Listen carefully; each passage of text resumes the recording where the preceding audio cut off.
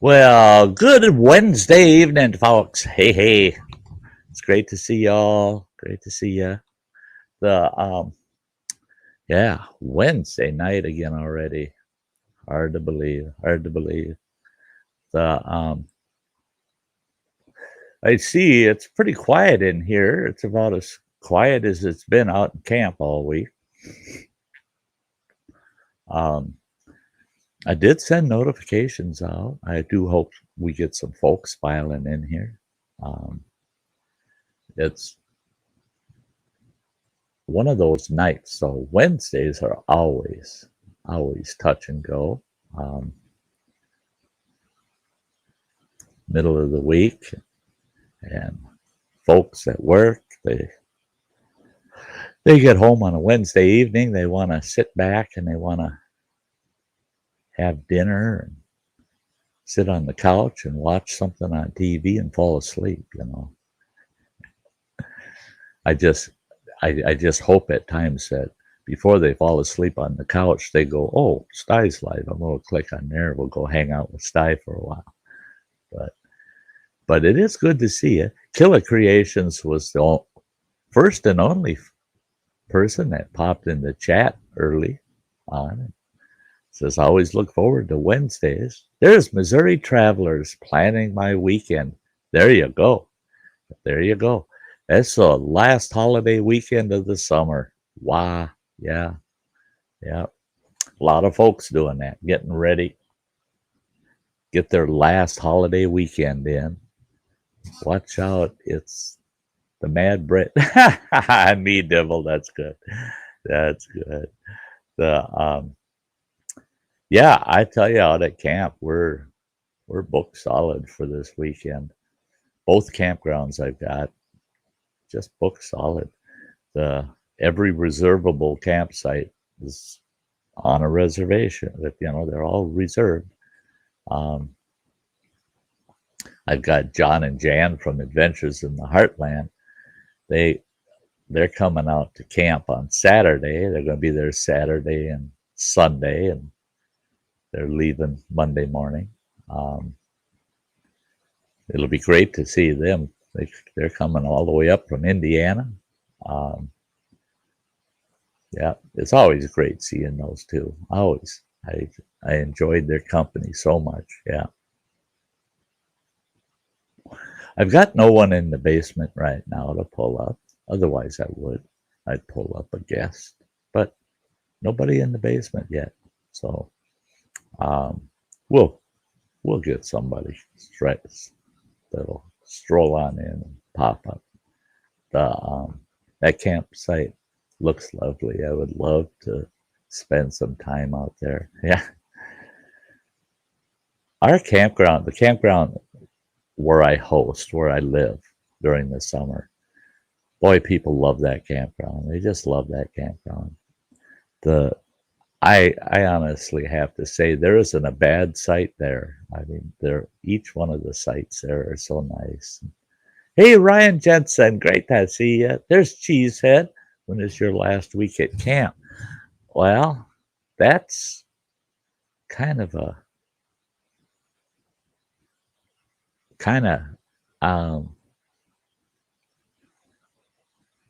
you didn't get an invite as usual.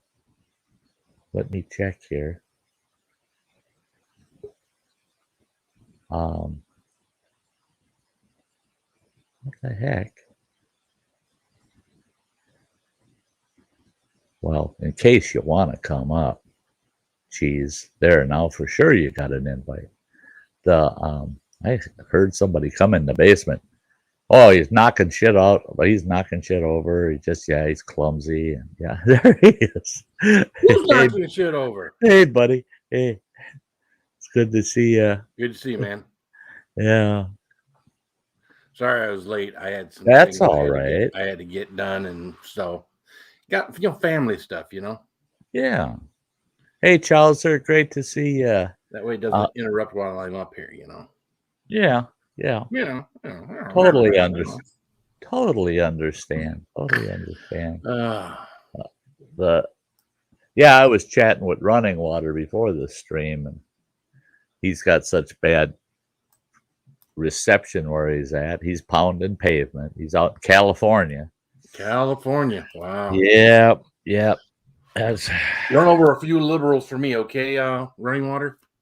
he said, I think he's hauling to some company. They're building a new building or something at that. And he said that there's a bunch of trucks there where he's going, hauling in what they call pre-fertilized dirt. And I said, well, that stuff's cheap in California compared to gasoline. And he goes, what do you mean? I said, well, yeah. I said, well, California's the bullshit capital of the world. I said, fertilizers, yeah, it's a dime a ton out there. Yeah. Hey, Kirk Whipper, Voyager Center. Good to see you, Tim. I just DNC convention. You got all the fertilizer you can use for a lifetime. Yeah, really. Head out west for a week. Oh, you're heading out. Anybody here? Cheesehead's heading out west for a week. Well, have fun, Cheese. Yeah, I'm at the point out at camp now where I love it out there. I just love it out there. But I could take it or leave it right now. Yeah. I could come home, sit on my lazy ass here and snack a little and just watch the boob tube for days. Oh, he's leaving on Friday. It's like a lot of things, I noticed, like at the golf courses, right? When you get that first warm day, everybody's flooding the golf course, and all the beginning of the summer, as the summer moves on, there's less people. They're only going in the mornings when it's not hot, not going during the day. And as it peters off, man, a 50-degree day, you'd be out there golfing in the springtime. A 50-degree day in the fall, you're like, screw that. It's too cold out there. Too cold. What are we going out there for? Yeah. Well, hey, that's a good point, because last week out at camp, we had a couple of days where it rained early in the morning, just a little bit. Oh, nice glass. Yeah, I got nice glasses. Yeah. And the rest of the day, partly cloudy, bright, beautiful blue skies, mid-70s. Perfect. Light, very light breeze. The lakes just had little ripples on them, no waves. I didn't have any campers. Both between 20 sites I've got between those two campgrounds, I had 3 campers. Wow. And it's like, where the hell are the people? Well, you're gonna have them next weekend. Well, I'm getting to that. Oh, now, sorry. Now me, and my ex-wife, she'd vouch for what I'm about to say. Me in September, if I started a week out like this last week was, and I saw that weather, I'd be on that phone saying, hey, boss, I'm ill. I can't come in this week. And when he asked me, well, how are you ill? Mentally ill. I got to go camping. Bye. And I'd be gone, man. I'd be taking sick leave, vacation time, whatever the hell I had to get out there and camp in that beautiful weather. Well, now the forecast has turned. The best we're going to see are the low 70s, 40 degrees at night, and rain on and off throughout all of Labor Day weekend. But I'm booked solid. Packed. It's going to be packed. Every goofball out there in the world is saying, oh, Labor Day weekend, that's the last chance we have to go camping. Well, no, you had all last week. Why didn't you come last week and enjoy yourselves and skip Labor Day, you dumb morons? I mean, I don't get it. I don't get it. Yeah, we're in the mid-70s, one day 79 during my 4-day 4th of July weekend. So Labor Day weekend. Labor Day. What did I say? 4th of July? Yes. And you tell me that I'm losing it. Oh, trust me, dude. I feel like I've lost it recently. So what are you gonna do, man? Yeah. Yeah, Cheesehead. At this point, the plan is I'm going to be staying out there probably till September 30th, October 1st, right there. They want me to stay until mid-October or even to late October. I'm not gonna. It's getting old. Hey, Jadzia, good to see ya. Oh. Me Dibble says, come on, Sty. It must be nice to have it quiet for a change instead of a load of people making a mess. Well, yeah, that's what I okay. I'm not complaining that the campgrounds were empty because my campground, the most I ever had the last 7 days was the most I had were 2 campers in my campground. The other campground had 3 one night, 4 another, and then only 1 camper all the other nights. But I'll tell you, hey, during that quiet spell, it was sweet, man. Campfires at night. It's just me and 1 other camper in the campground, and I could see their campfire way on the end of the campground, and my fire going. Sit out there till 11:30, 12 o'clock, just by the fire. Keep throwing another log on the fire. Hey, Jason, welcome from Oregon. So when you're out there and you're quiet like that, and it's just you and the campfire and the crickets, does your mental wellness get better? I need some mental wellness. It does. It does help. It does. Yeah. The thing is, yeah, I'm not going to go down that road. I'll probably talk about it in October when I'm back home and got my regular streams going and stuff. Yeah. But yeah, I have not been. I felt like $1 million throughout the summer. I've lost so damn much weight. I'm down to 176 pounds now. Wow, great. And is it great? I don't know. I've got some health issues going on. Well, my weight's got some health issues going on with me. Yeah. The weight loss, I was really feeling great about it. But lately now it's getting a little suspicious. I was telling my boy before the stream, I haven't eaten today. I haven't eaten since 8 o'clock last night, and I don't feel hungry at all. I feel like my stomach's full. I can't eat, but if you let's say you put 2 cups worth of food in front of me, I might be lucky enough to be able to eat 1 cup.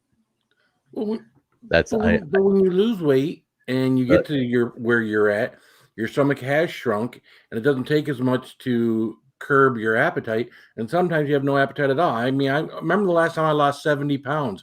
I could go 2 days without eating, purposefully go 2 days without eating. Yeah. And it was only when I started feeling poopy from not eating or lethargic that I would go ahead and eat. And that's actually good for your body. Fasting for your body is actually a good thing. Fasting too much is not a good thing, but fasting for your body is actually a good thing. Well, if you look actually, biologically, we should only eat once a day at the most, and in a perfect world would only be eating about every other day.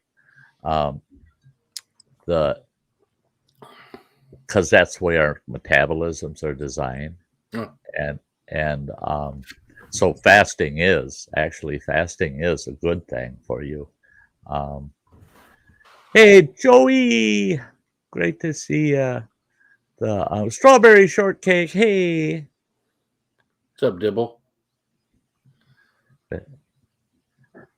Yeah, I thought that was neat when Lizzie Ann changed her name to Strawberry Shortcake. I like it. Yeah, it's a cute name. Yeah, I like it. I'm amazed that there's somebody else hasn't been using it. That you haven't. I've never seen anybody use that. And even though Lizzie Ann isn't her real name. Yeah. You gotta spoil everything for people, don't you? You just gotta. I mean, There are some things that's us Oh, insiders are I'm gonna, supposed to. I'm gonna ruin something else for some people. Okay, Dr. Smith X is not a real doctor. Neither is Biden's old lady. She So has a what? doctorate. She's So not a what? doctor. Doctorate? A doctorate? A doctorate in teaching, right? That's what she's got. So The yeah, yeah. The yeah. I don't know. Now that my new cell phone's working pretty good. Hey, I was on your panel for a yeah, while the other night, yep, yep. but my signal started dropping, so Yeah, that's that's why I it, had bro. I'm gonna take care of that shit for next year. All, all I gotta do is buy myself a good signal booster because the cell tower is about 5 miles away from me, straight across the lake. So there's no obstructions to that cell tower. If I get a cell booster pointed across that lake, I'll be running at 5 bars on my phone constantly. So then I should be able to not just sit on panels, but be able to do my own live streams. That'd be So cool. yeah. But Something to work on for next year, right? oh shit, I got too much to work on for next year. My my damn trailer, I got 3 major improvements I want to do to it, and that's going to take a lot of work. And See, I'm it's one of those. hoping I can get my youngest boy to help me put that shit together. It's one of those things that you never know what you need or what improvements you need to make until you're out there for a period of time, and then you Yeah, realize, well, I don't need all of this junk. I don't know why. yeah. Like the extra food you're talking about, right? And the Well, extra gear. yeah, right. But today when I got here, hi Eileen. Eileen. When I got here, I had to make 3 trips upstairs with all the crap I brought home that I don't need out there. And I know damn well by the end of the week I'll have my truck full again. Hey David. Oh, that's awesome. Thank you. That is so awesome. Thank you, thank you. That helps. That goes a long ways. Goes a long ways. Oh, Eileen, Eileen, I love you too, girl. But you don't have to be doing that. The yeah, it's been a while, David. The it's great to see folks popping in. The yeah, out at camp, I've been meeting a lot of neat folks this year. I I didn't expect, I expected it'd be interesting to meet new people, Mhm. but this last week, it really, really made me feel good about the whole season. I got so many compliments. At the beginning of the season, I had a couple of people that, we don't need no damn host. What the hell are you doing here? We don't need people like you around here. Blah, blah, blah, blah. Well, now, all last week, every camper that stayed at the campground, they all of them made sure to stop in before they headed out and say thank you. The bathrooms were so nice. The campsites are so clean and nice. And thank you for helping us out with firewood or this and that. And it was pretty neat to all of a sudden realize that, yeah, these folks were showing their appreciation. They actually appreciated the fact that I'm trying to keep things maintained for them. Sure. This week's videos that are coming out, pretty simple. One's just, I'm out at a campfire. I just want to show you my nice campfires all in that beautiful weather last week. and then another one, it's titled "Who Let the Trash Out." I'll let you watch it. It's a short video. It's only 5-6 minutes long. But at my other campground, I go up there one day and there's the dumpster overfull. Lids are propped open, bags piled up. Dumpster's full, super full. It wasn't my campers that filled it. The damn locals. Now, there's some of them that are watching my channel. I'm sorry. I realize you're not the ones doing it, but you folks that are watching me, we know each other. We met now and we know who we are. But there are locals up there. The cheap SOBs won't pay to get rid of their own garbage.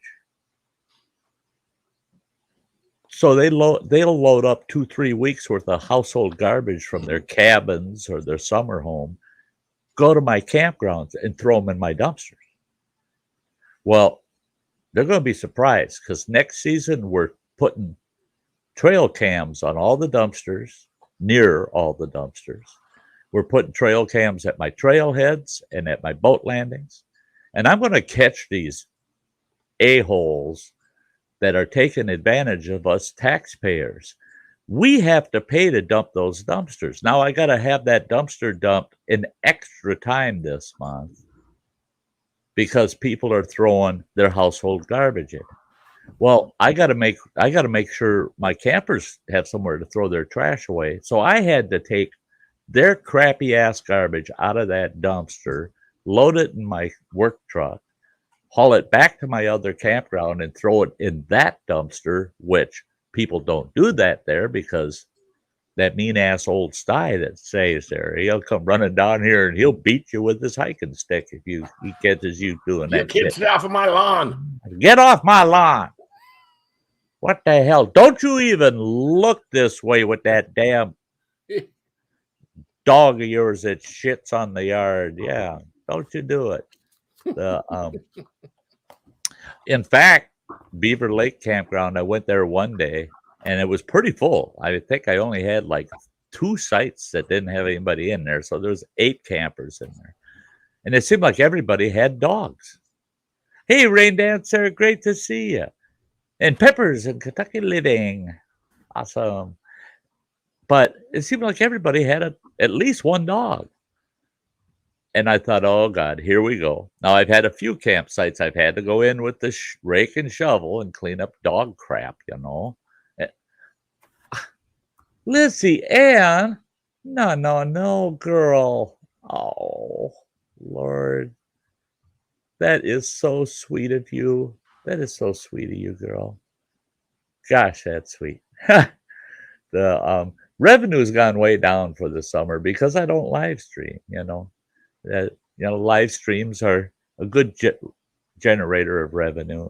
So revenue dropped off considerably throughout the summer. But as I always said, I'm not in this for the money. I'm not in this for the money. And what money I do get, I try to roll it back into equipment and things that I can do for the channel and blah, blah, blah, blah, blah.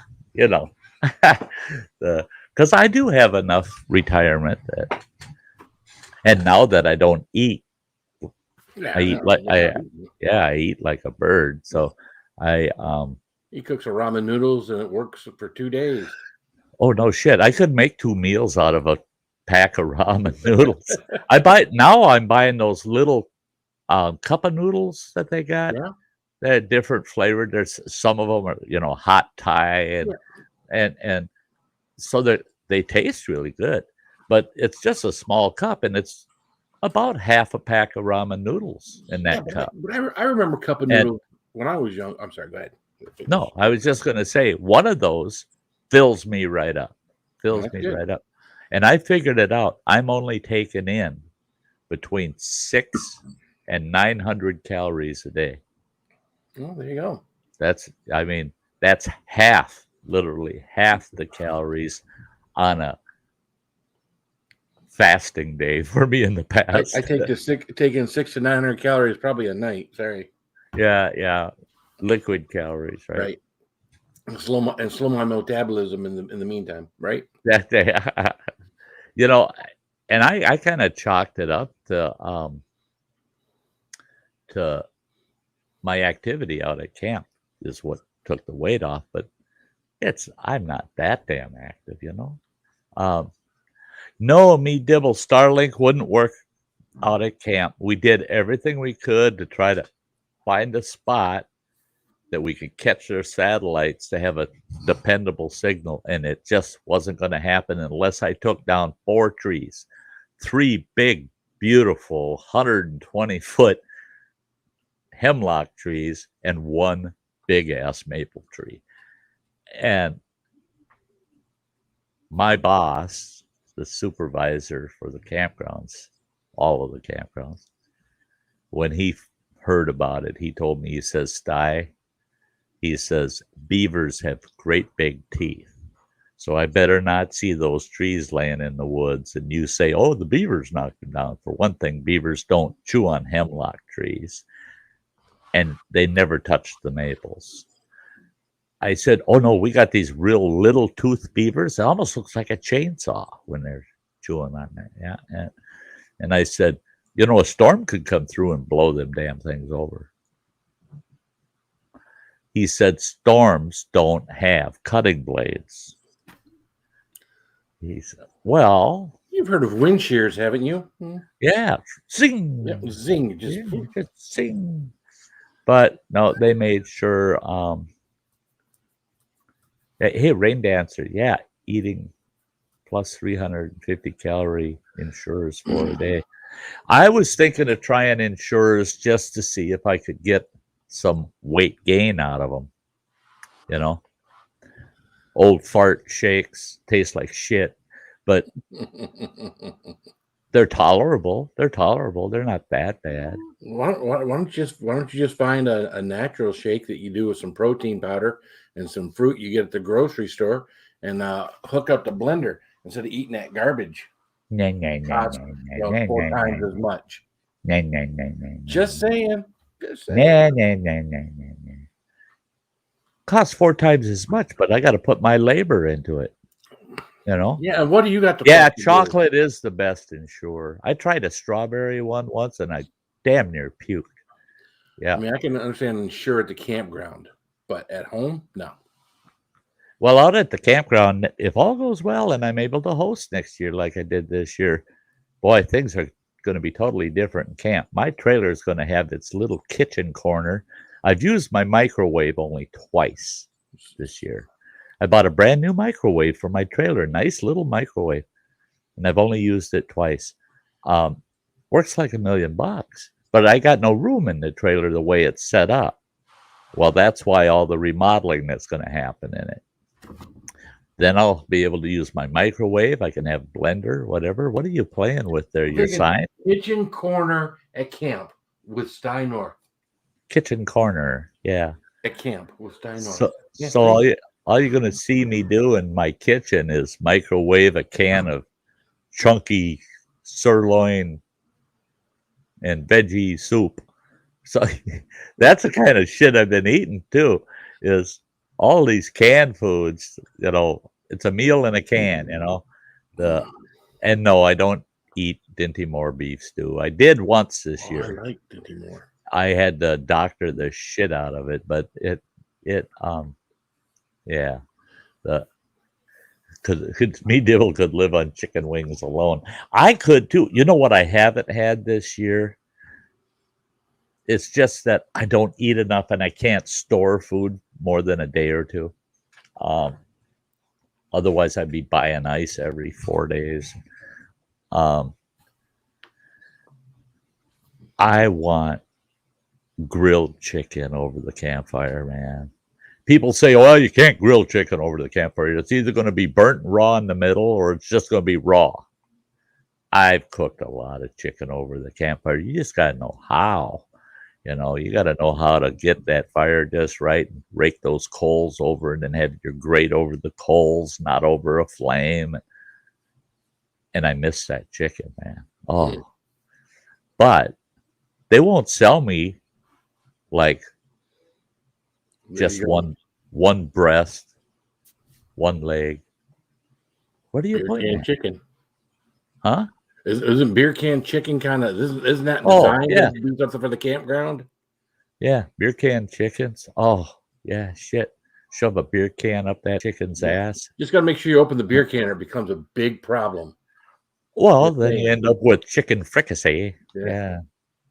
That frickin' chicken's all over us. Well, that's chicken fricassee. Frickin', see? How many people ended up with hot chicken blown all over them? Mm-hmm. That just sounded But, wrong. uh-huh, uh-huh.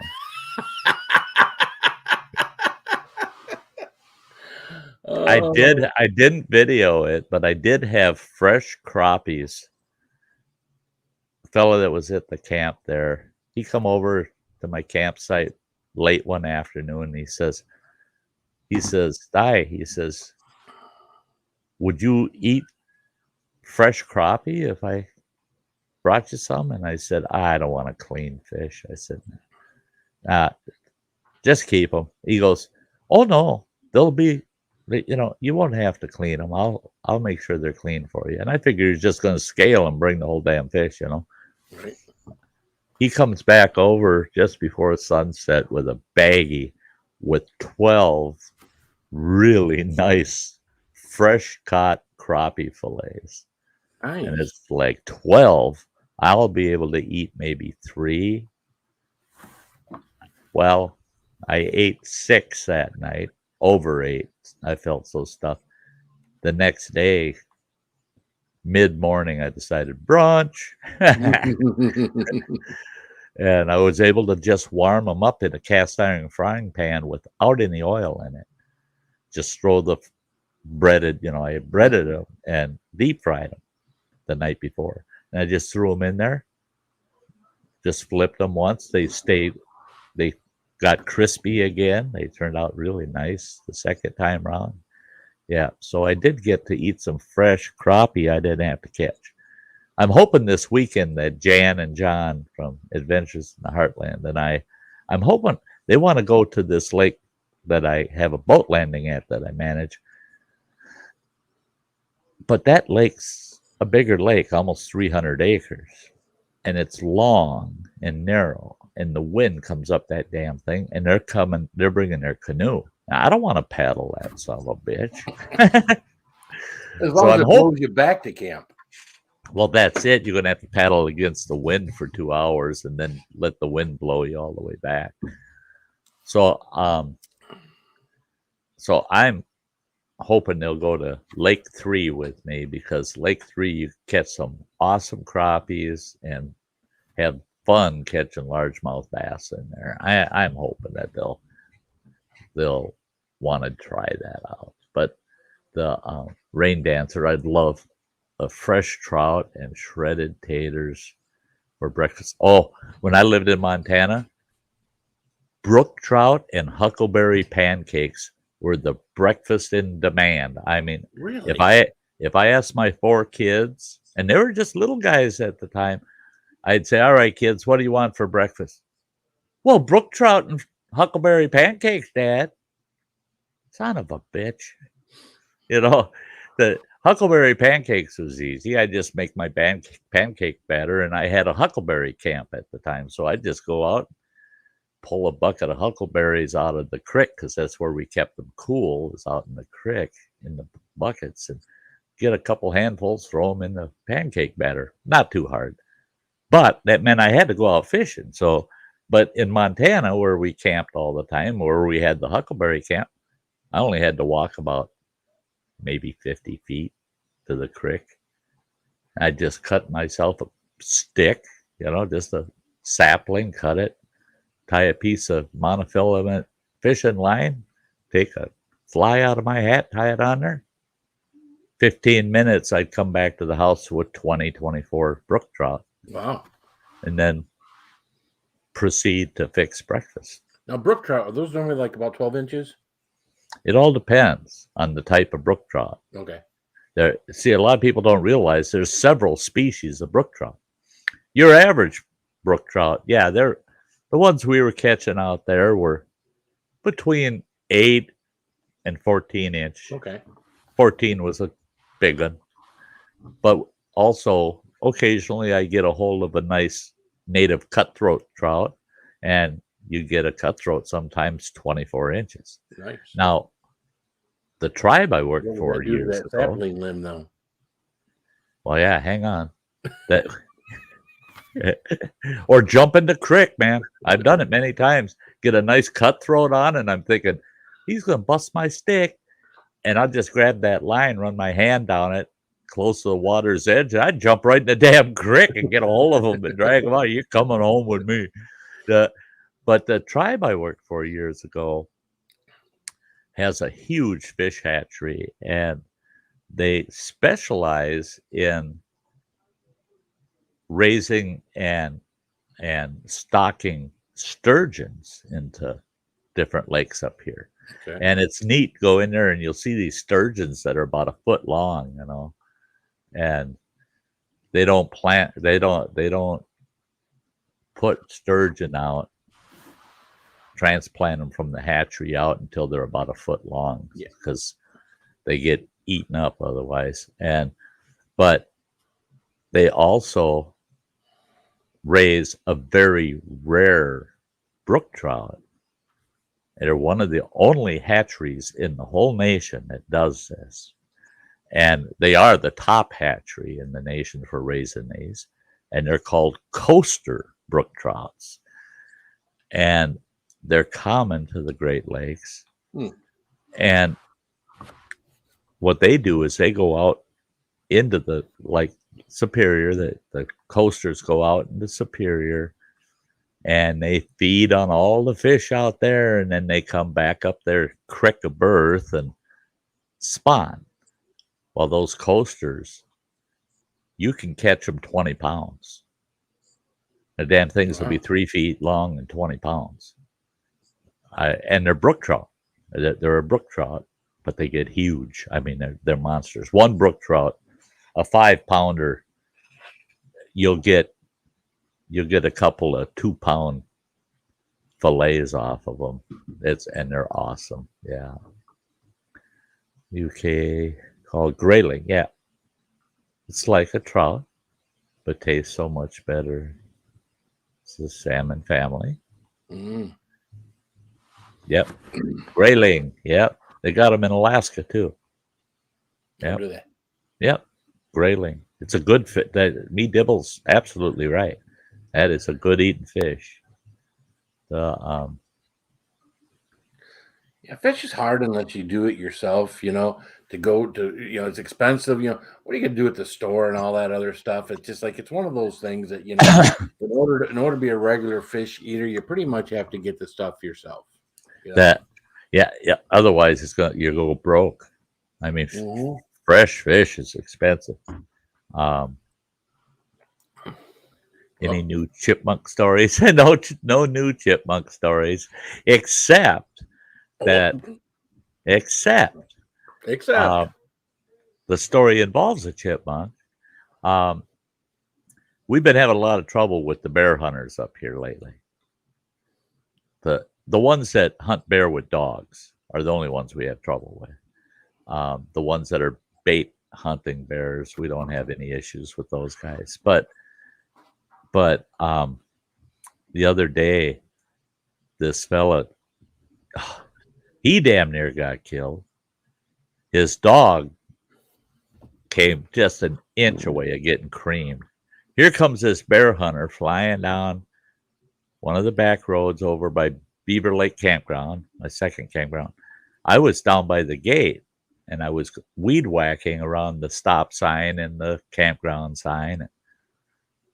And all of a sudden, I see this chipmunk come flying down the campground road, and it goes to run across the Forest Service road.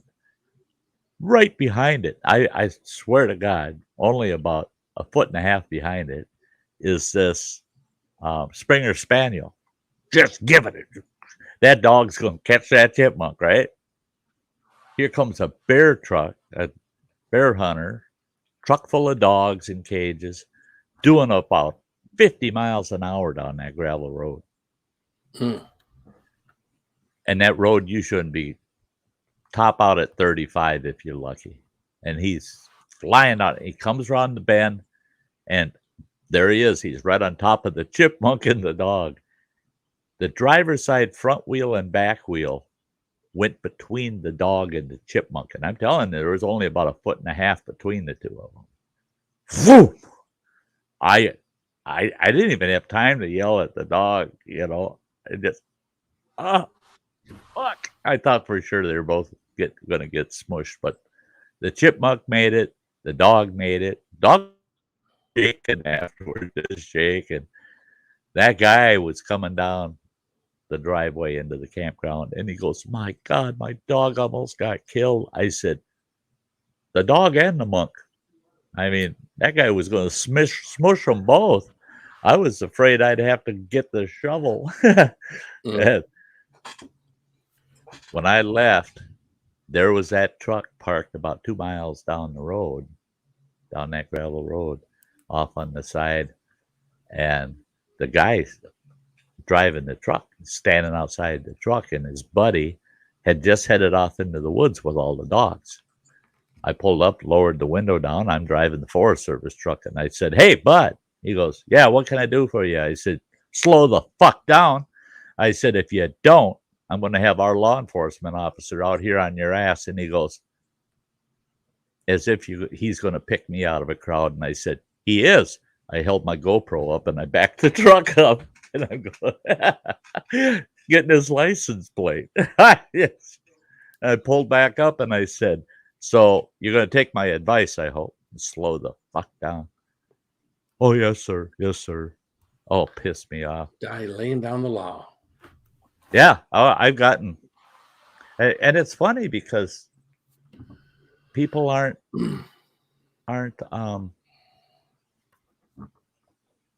it's not upsetting them that I'm taking the hard edge with them and saying, "Hey, no, you're not effing up my campgrounds and the forest around my campgrounds. You're not doing that here.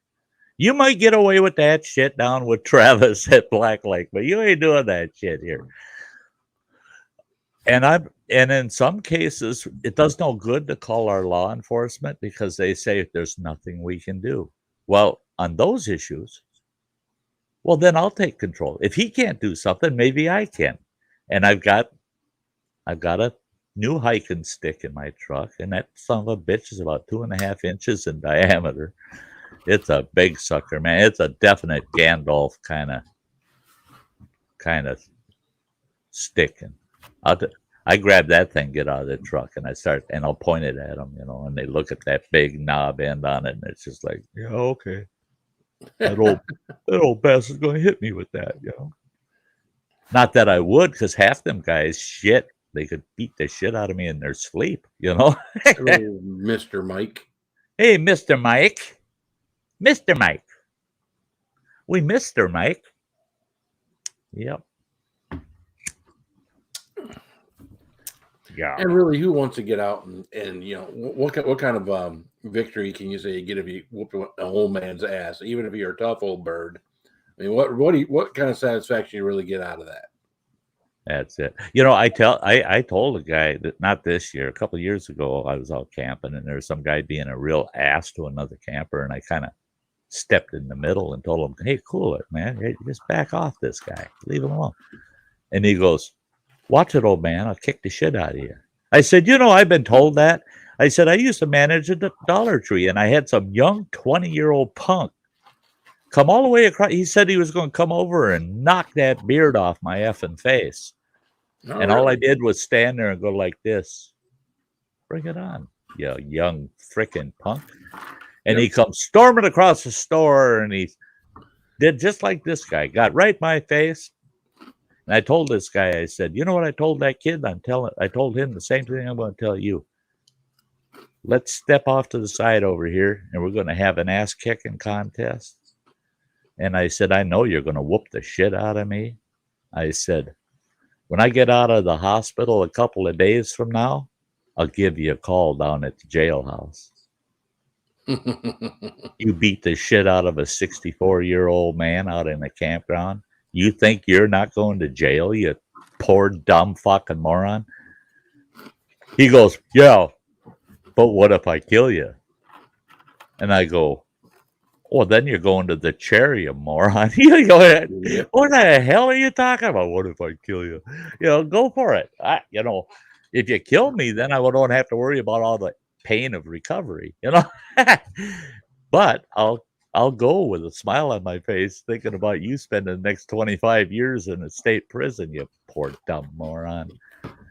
People can be idiots. They sure can be. Yeah, come on, old man. I'll kick your ass. Go ahead. Start kicking it. Yeah. And when you're done, I'll call the cops and Don't off stand to there. jail. Yeah, don't stand there and talk about it. Yeah. Both of you are going to stand there and talk about it. They ain't going to kick your ass. Yeah. I just want you to back down. Rain Dancer says, I'll buy a case of Deep Woods Off and visit you, Sty. Fatten you up. I'd love it, Rain Dancer. I'd love it. But I can't, I can't use that stuff. Because, when it comes to old men out in the woods and mosquitoes, you can't beat off.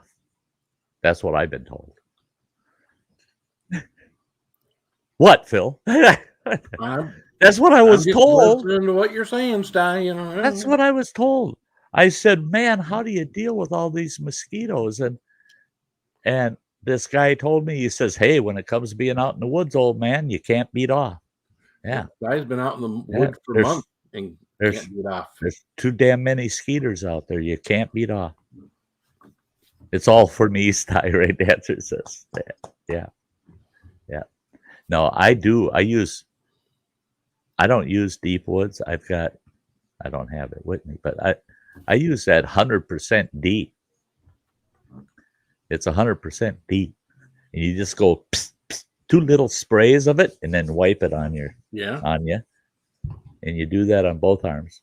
Just 2 little, just barely a spot of that liquid and rub it on your arms. No skeeters for hours. That's good. And you can put 1 squirt in the palm of your hand, rub your hands together, and just wipe your face with it in your ears and the back of your neck. No skeeters for hours. That's good. Love it. Love it. Everybody says, oh, no, that stuff will give you cancer. I said, I'm 64 fucking years old. I hope it does. I said, son of a bitch,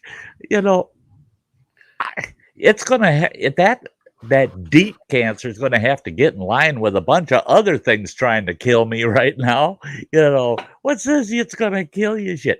I had a guy the other day tell me I caught a muskie. I didn't get it on film, guys. Sorry. Didn't get it, catch it on video. I didn't plan on catching some bitch. I'm fishing for crappies at a campsite next to mine. And I caught a couple crappies. I wasn't going to video just fishing offshore for crappies. And then all of a sudden, boom, and I'm like, and I'm using a lightweight rig. And I'm going, God, must be a big bass on there. Got it closer to the shore. No, it was a 29-inch muskie. Good size, about 2.5 pounds, 3 pounds. And I filleted him out and cooked him up. I didn't know muskie tastes like northern pike. That's, it's just like eating north. Yeah, they look the same, But so anyway, I was telling this guy and his wife a couple days later, I ate muskie for the first time in my life, and I've caught a few dozen muskies over the years. Never ate one, ever. And that gal looked shocked. And she goes, my God, Sty, you can't be eating them muskies. They're full of mercury. I said, well, good. And she goes, no, that's not good. That's not good. That mercury can make you sterile. It can destroy brain cells. I said, all of that shit's already happened. I said, well, the reason I think it's good is if I eat enough muskie, if I get naked and lay on the picnic table in the hot, sunny afternoon, I'll get a heck of a boner. Her and her husband didn't come back to visit me anymore that week. They didn't. I don't know why. Yeah. I figure that mercury's got to be good for something. For something, right? Yeah. And I had something on my mind, and you just completely. Oh, rain dancer. I pictured Sty on a picnic table on his back with a boner, and it just ruined my entire. Ruined everything, huh? Yeah. No, that looks like an old oak tree in the middle of a field full of dying poppies, The rain dancer is asking, do you make pan bread over campfire? I love making bannock, and I should do that tonight or tomorrow morning before I head back. Make up some. I just make up my mix and then I break it into baggies. Well, I got to cut that recipe in half for each batch, but I'll make bannock and I fry it in a cast iron frying pan over the campfire with a lot of butter. Then I like to take it and I take peanut butter that's been whipped with honey and eat it on that bread. And to me, that's a meal now. Yeah. Lordy, I'm talking too much. No, Rain Dancer, keep chatting. I'm watching, by the way, Rain Dancer. I'm keeping track of you. Yeah, heart to you too. Yeah. I'm no good at that. I always get it all screwed up. There we go. Yeah, right. So it's one of those things you got to work at. Yeah, you got to do it often enough for it to become normal. Yeah. Well, the car business is getting worse. I was good, Doc. I was all pissed off because I didn't have a GoPro with me, and I'm going. I have got to film our GM dealership for Phil. And it wasn't until I got home and I go, "Oh, you poor dumb moron! You got a brand new cell phone. It's got an awesome camera on it. Hey, why in the hell didn't I use a cell phone?" Our Chevy dealership, their lot is full. The whole highway side of it, it's got about 40 new pickups and cars. Huh. The back lot is packed tight with used vehicles. Used, yeah. Yeah, I mean, packed tight, full. I've never seen it that full on good years. But all of the new rigs they had all out front, plus their showroom floor was full of new vehicles. And it's like, who did he have to blow to get all them? Well, Silverados are the only things we've got left, but we've only got 8 Silverados. Yeah, you were saying 3 electric vehicles that we can't sell because they're on recall because they might set your house on fire while charging. Your car's going to set your house on fire. That's a new one, man. Isn't that bad?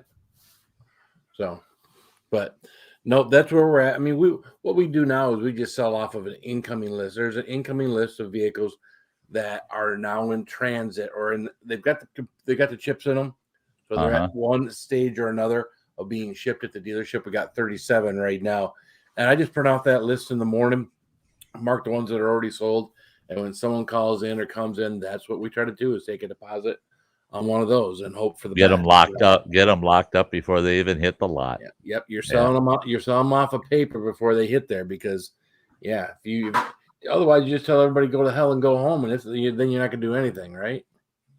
So, but it's affecting everything. I think I was talking about this last week. Yeah. Not only affecting sales, but it's affecting the truck drivers that normally deliver vehicles. These guys don't sit around and wait for cars to deliver. They go haul other shit. That's it. Right? They go haul something else. They park that car carrier and they grab themselves a flatbed and start hauling flatbed freight. They're not going to. And then when you do need them to haul cars, they're like, "Well, I got a week's worth of work scheduled out." Or they contracted on with somebody. Yeah. And they could be locked in for another 6 months. And then you got your parts suppliers where they're you don't need the parts if you can't build the cars. You don't have the chips. You don't have the cars, right? So you're not building cars without chips. So now now the factories aren't open. That you're not doing that. I mean, it's all a trickle down effect. It's when you if you're in the industry, you understand how it works. It's all a trickle down effect, and it is just and that's the whole thing is what's happening in the automotive industry right now is not an uncommon thing to have happen in large production type industries, but not at this level. This is the worst I've seen in forever. I've never seen any industrial type manufacturing type corporation suffer as much as the auto industry has right now. Well, The we've gone through stuff like with tsunamis and suppliers down for a few weeks or something. yeah, And, instead of having, but it 500 cars on the lot, you got 400 cars on the lot. right. It Or interrupts things for a little while, but But not down it to almost zero. but when to be totally wiped out like that is just insane. And then see, we found out last week, which was very surprising to me. We got all of our vehicles coming in for the Forest Service in the spring. Guaranteed. Yeah. Guaranteed that they're going to be delivered to the Forest Service, and we got GM, Dodge, and Ford vehicles. God knows what I'll get. I mean, yeah, I'll probably get a goddamn horse with or a buggy with a donkey pulling it. There you go, Sty. There's your new truck. Truck you. Oh, hey, here's one with the bear hunters down by Travis at Destination Great Lakes, his campground, Black Lake. From my understanding, one of our Forest Service rangers was heading out towards his campground, I guess. And that road going out there is real curvy, tight curves. You get blind spots all over. And you can get up to 40 miles an hour in a lot of spots, but on those curves, you're down to about 25, 30 because you don't know what's coming around from the other side. And if they're right in center of the road, you're in trouble because there's just barely enough room for two vehicles to pass each other. Well, that Forest Service ranger come around the curve, and here comes a bear hunter with a truck full of dogs flying around that curve at 50 miles an hour. Boom! Hits them. Both trucks come together. They twisted together, hit each other, went down in the ditch together.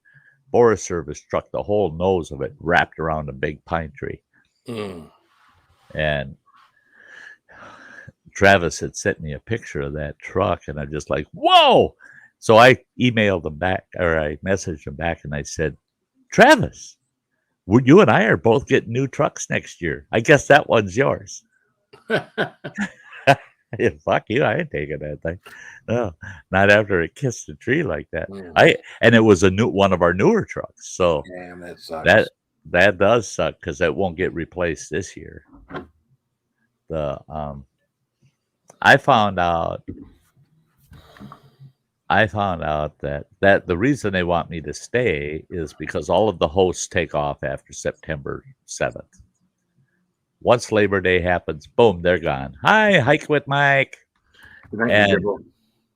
And now Travis has said he'll come out every weekend and he'll clean the bathrooms and make sure they have toilet paper and stuff. Every weekend? What? Once a week in a campground with 30 camps? No.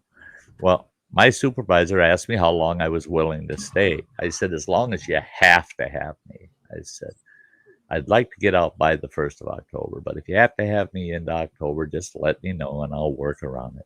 Well, he wants to give me 5 campgrounds where I got to clean all the bathrooms and keep the toilet paper full and everything.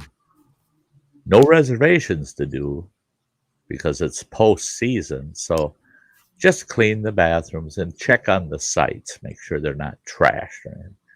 Well, that's going to be busy work, man. I'll be busier than shit and be putting a lot of miles on my truck. Well,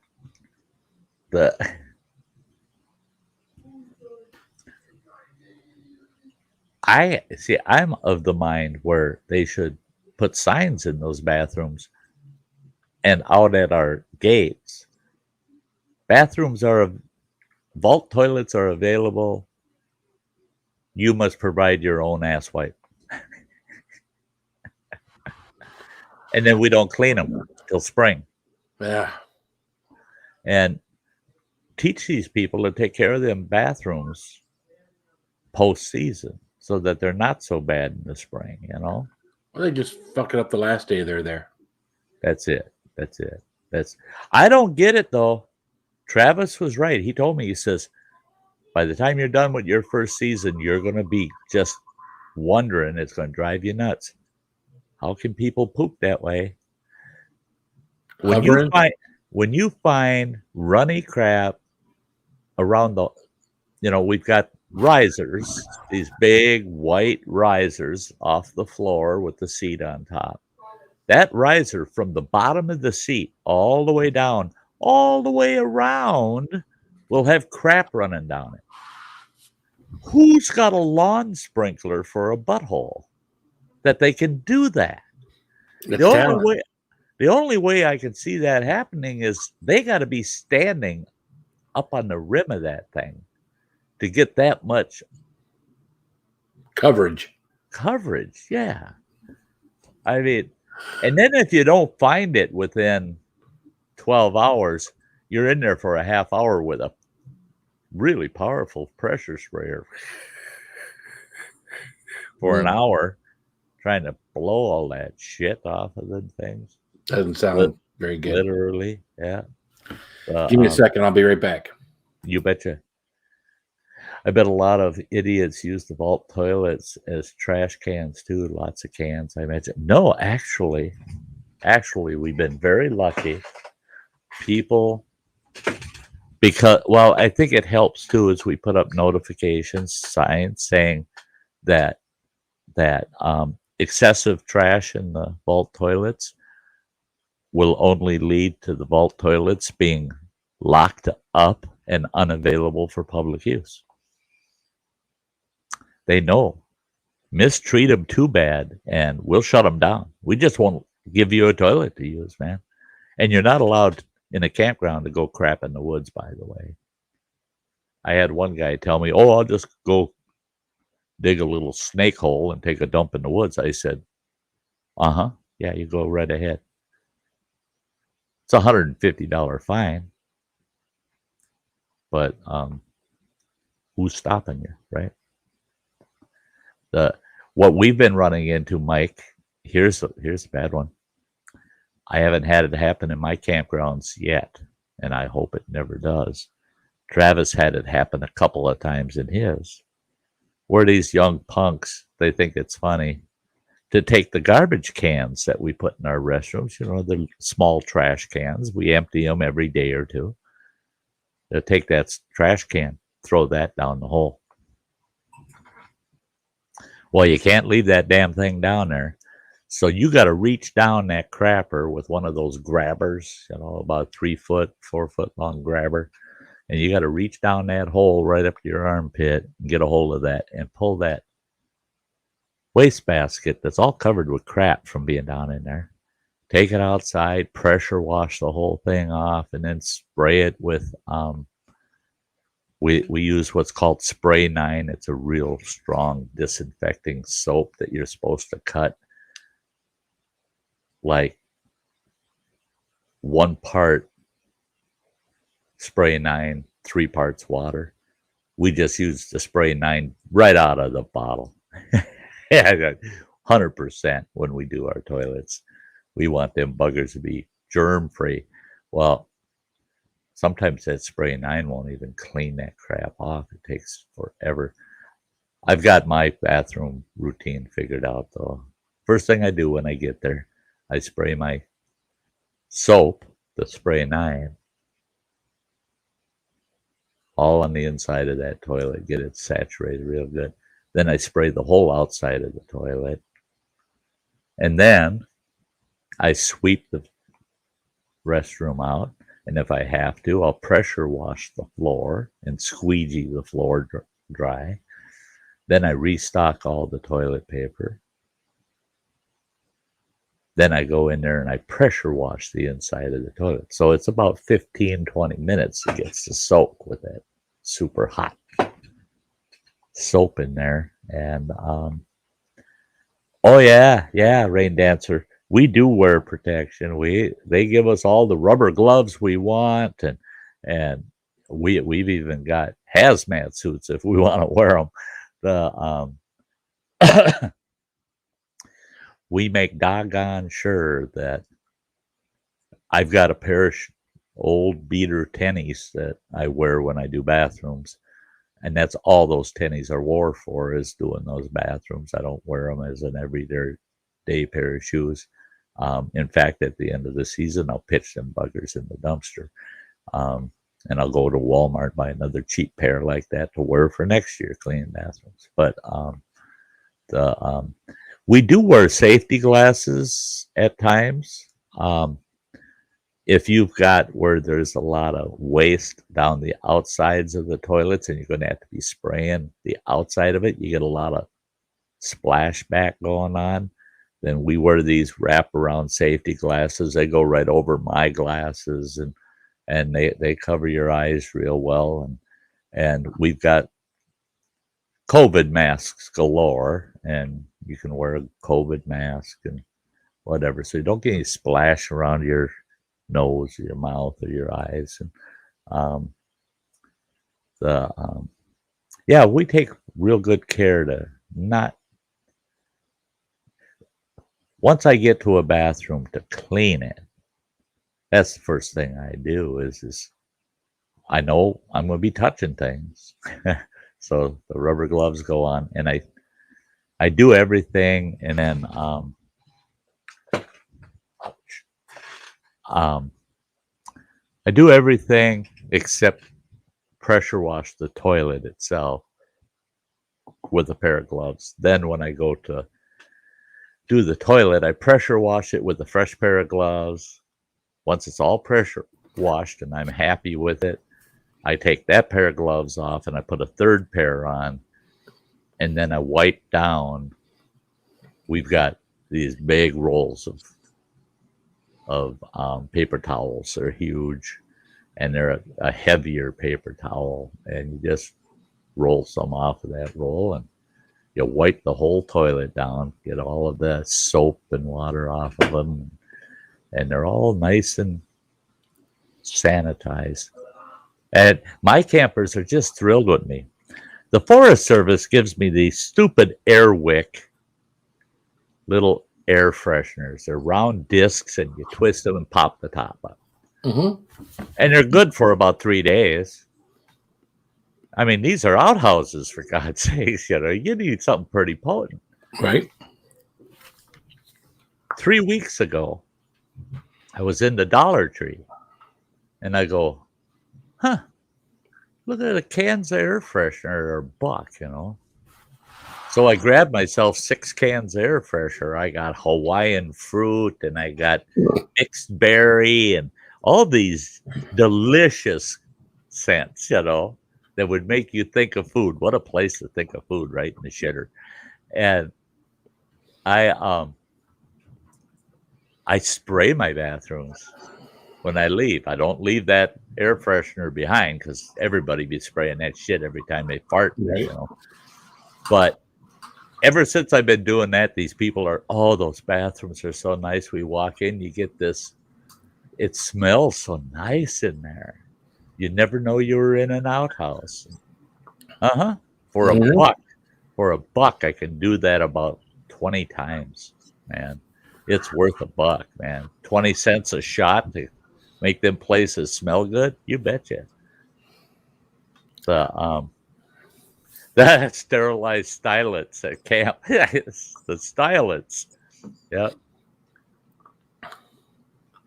Foo-foo spray. Yep. Yeah, those outhouses can smell pretty bad.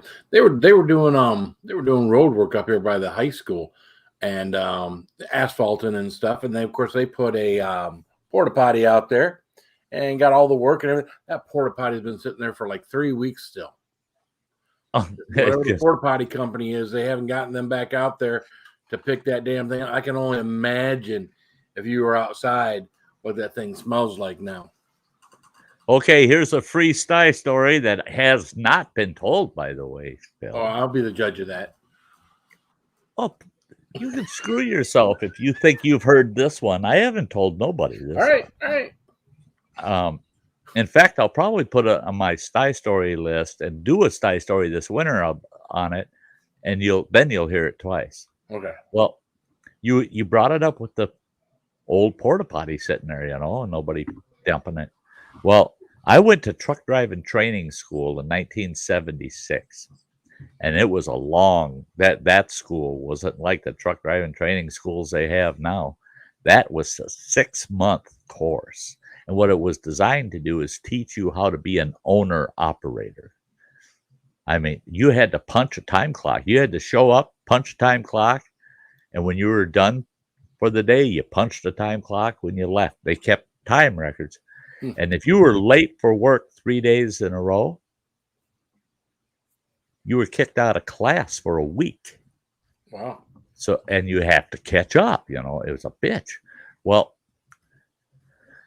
they had this big area that they called the compound, and that's where we did our rodeo work with the trucks. That's driving through all these serpentine cones and backing up all over the place and doing all these weird maneuvers with the big trucks. Well, there were 2 outhouses there. There's 40 students. Well, it don't take long for 40 people to fill 2 outhouses, And they hadn't come and emptied them buggers in forever. And everybody was saying, man, oh man, you got to pee, fine, but save your dump for at home, because it doesn't get to drop. It's touching what's in there before it's out of you. Ugh. Oh, no. I ain't sitting on that bugger. No way. Well, we had this fella. His name was Dale Zorb.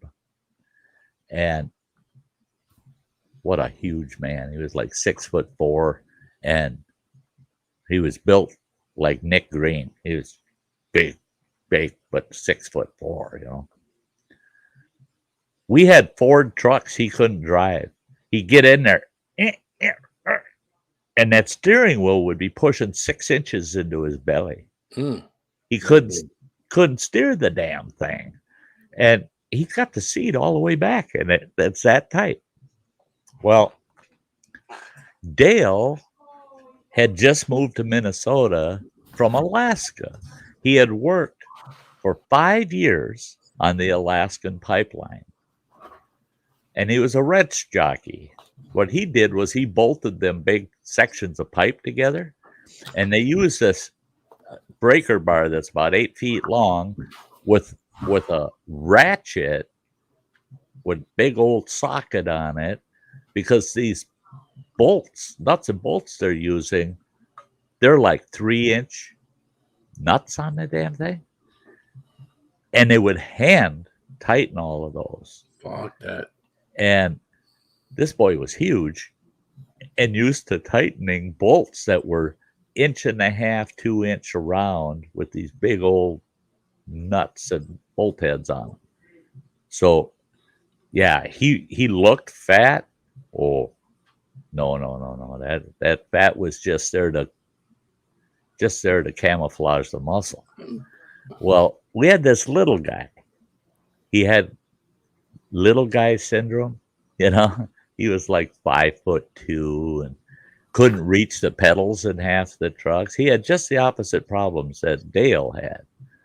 But he kept picking on the big guy, Dale. He's making wisecracks at him constantly and being just a smartass to this giant of a man and I kept telling this little guy, his name is Mark. I said, Mark, Dale ever gets a hold of you, he'll pop your head like a pimple. He's not gonna. He'll kill you. Don't be pissing him off. I don't know. None of us really know what he said, even today. Never did find out.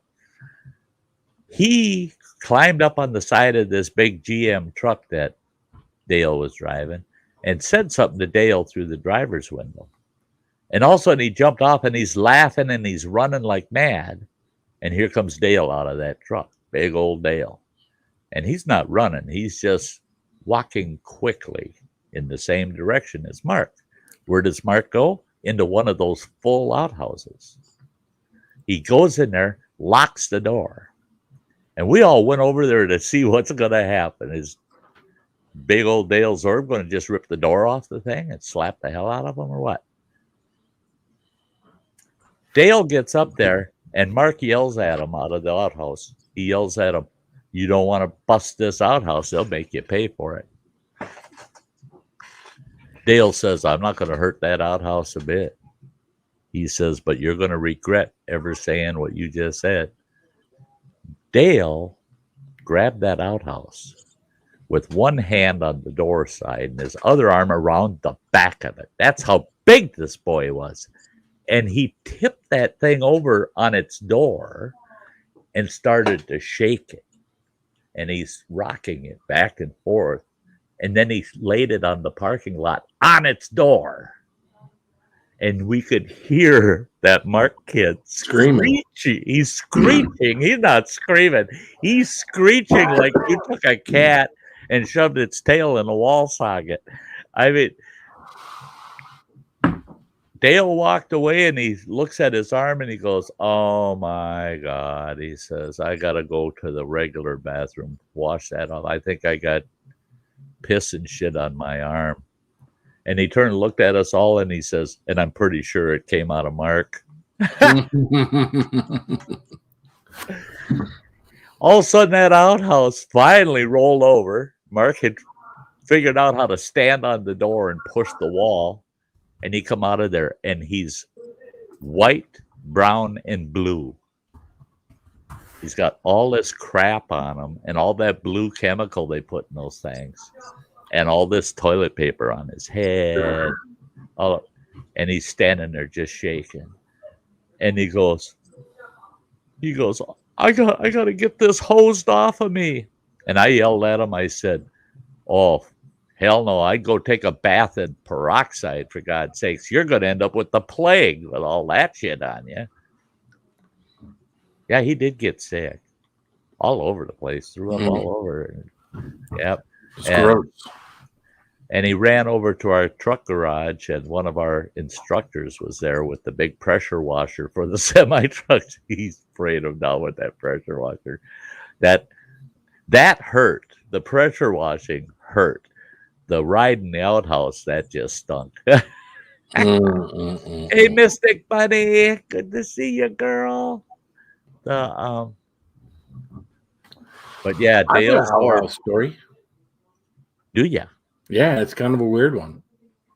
It's not quite like yours. It's not quite like yours, but we were on the Big Island of Hawaii when I was in the Marine Corps, and we would go out there for days at a time out in the field, and we had an encampment back where you took a few days off, got cleaned up, relaxed, not really relaxed, but got cleaned up and everything before you went back out in the field again.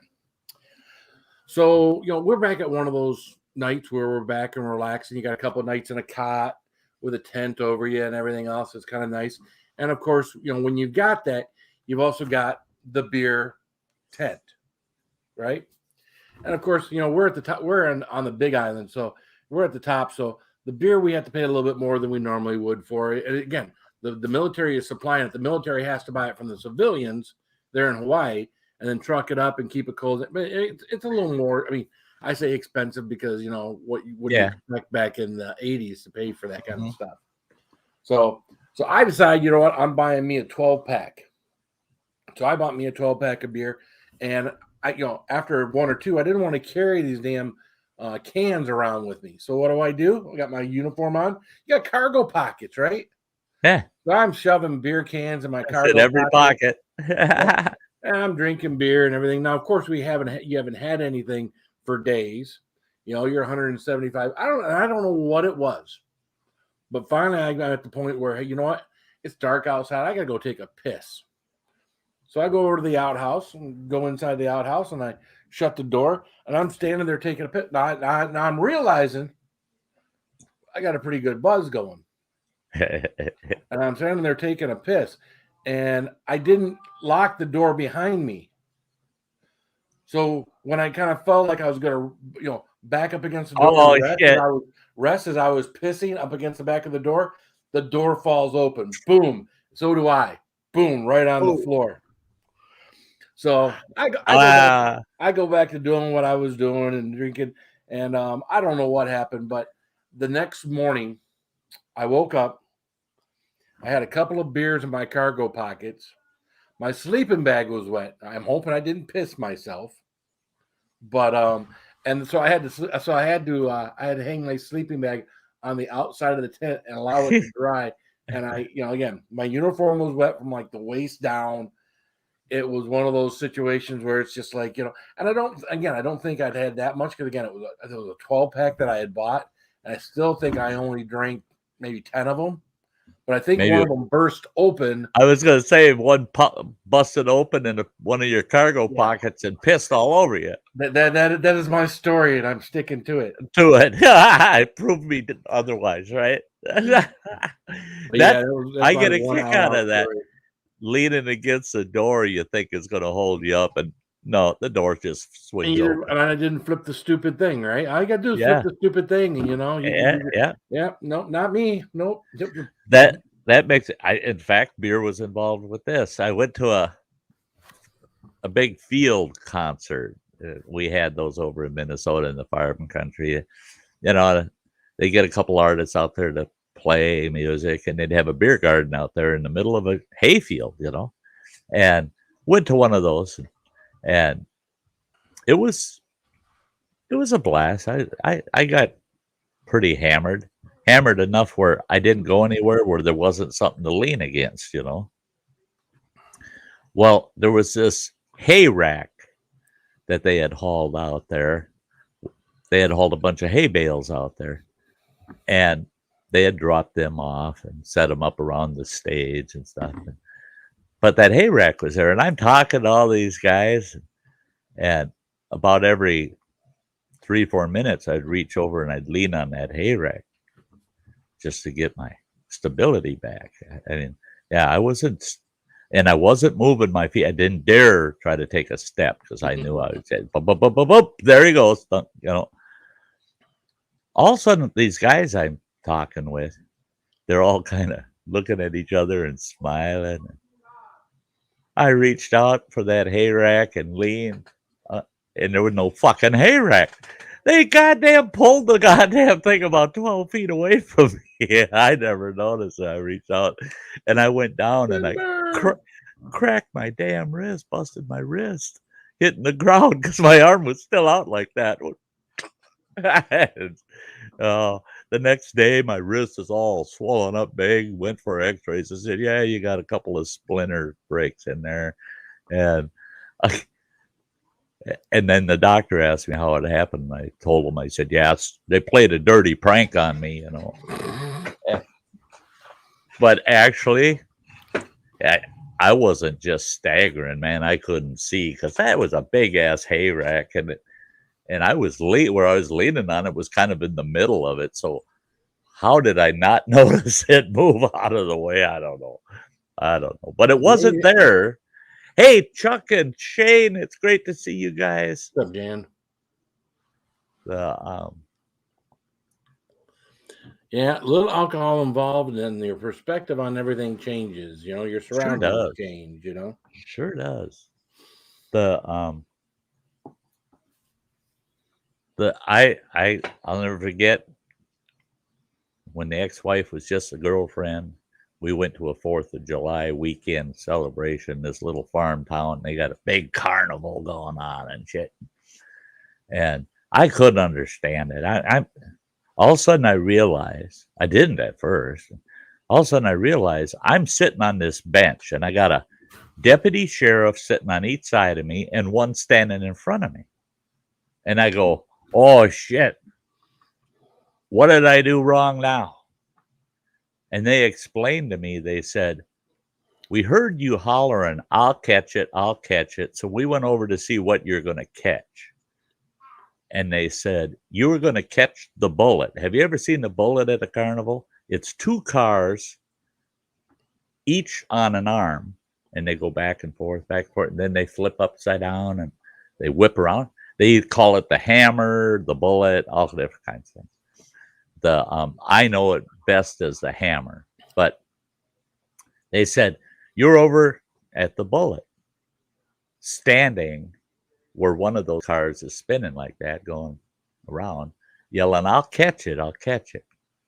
And I said, "Well, what's wrong with that? So what? That's funny." And they said it wasn't funny when you were on the other side of that railing all the way around it to keep people away from it to not get hit.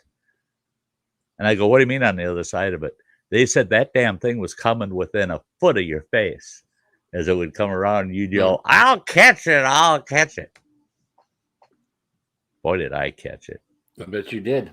Yeah, my ex-wife almost became a ex-girlfriend that night. Yeah, she didn't. I'm trying to think. Have I done anything? I don't know. I'm trying to think if I've ever done anything really crazy. I don't know if I've ever done anything really crazy. Well, most time, especially since I've been married, since I've been married, I do tie one on every now and then, but it's usually it's out. We're at friend's house. There's a campfire involved. It's dark. You got a place to sit your ass down and be drunk. Yeah, as opposed to everything going on around you, where you feel like you have to be crazy. When I partake in alcohol around my wife, I feel like I have to act sober so that she doesn't think that I'm drunk. So I have to put on this whole little thing going on here that's like, hey, you know what? I can handle myself. I try to act more normal than normal so I can enjoy myself, right? I think my last worst drunk, I've had many worse drunks, but my last worst drunk was me and a business partner of mine up at the old wilderness camp. Didn't have any clients that week. And our other partner, we asked her, "Could you make us up some Jello shots for tomorrow? We just want to sit out in the sun and eat Jello shots all afternoon." She said, "Sure, I can do that." She goes to town to her daughter's house, and they make us up a bunch of Jello shots, right? Sure. Oh, yeah, too many. They're all in those little plastic cups with the covers on them. So you got to reach on with your tongue. Go, Yep. Well, they bring a cooler out to me and Jimmy. We're sitting there drinking a couple of beers. They bring a cooler out and set it between the two of us. And they said, "There's your Jello shots." We opened that cooler and looked in there and we go, "Jesus, how many are in there?" They said, "Well, we kept a few for ourselves, but you got the rest of them." We figured there's 80 in there. Holy crap. One thing I found out with Jello shots, you can eat them sons of bitches for hours and not have to piss. It's not like drinking beer. Right. So we sat there all freaking afternoon, and the gals got the fire going, and they were grilling some burgers and brats, and they yelled at us, "Hey guys, get over here and eat." Jim, we call him Big Jim because he was a big boy. He was a really big boy.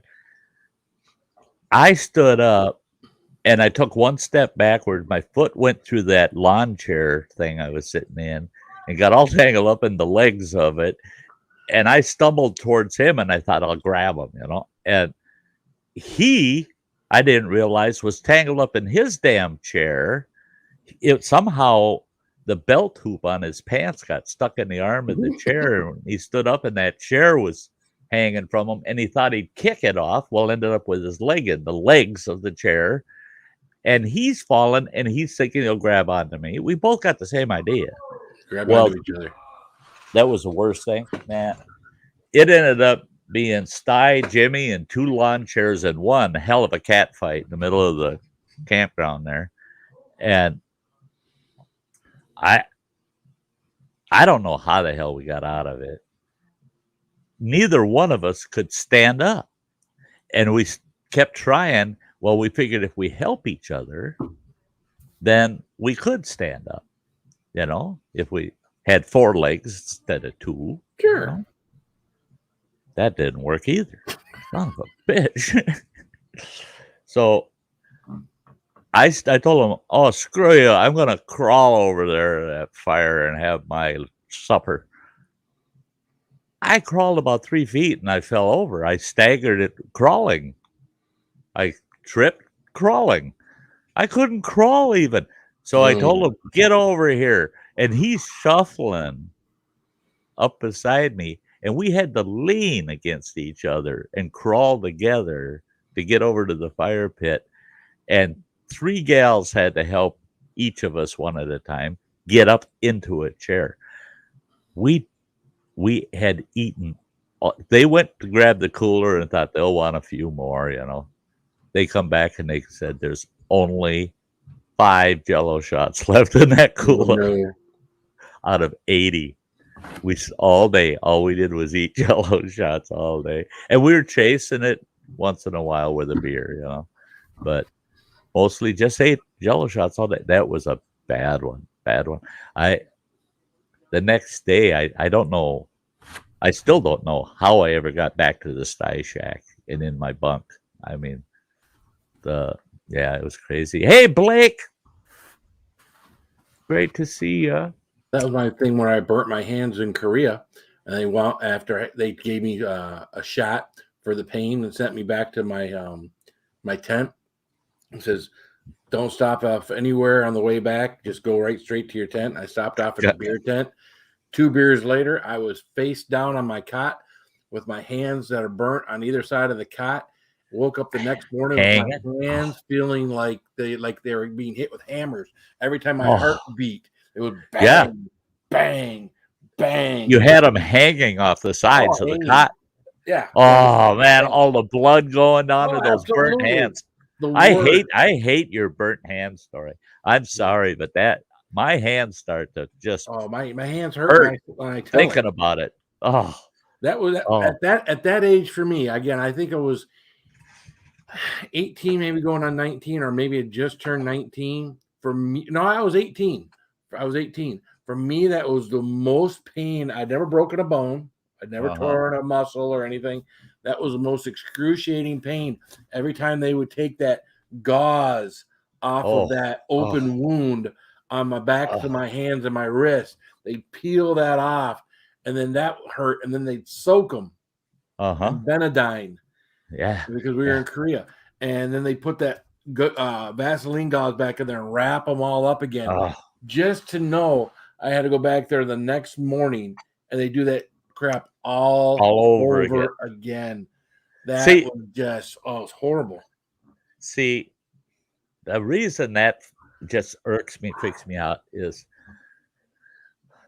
childhood friends of mine. We grew up in the same neighborhood. We knew each other all the way up to our adult lives. We've kind of drifted apart now, but God, we were just all buddies, you know, and their house was my house was their house, kind of friends, you know. And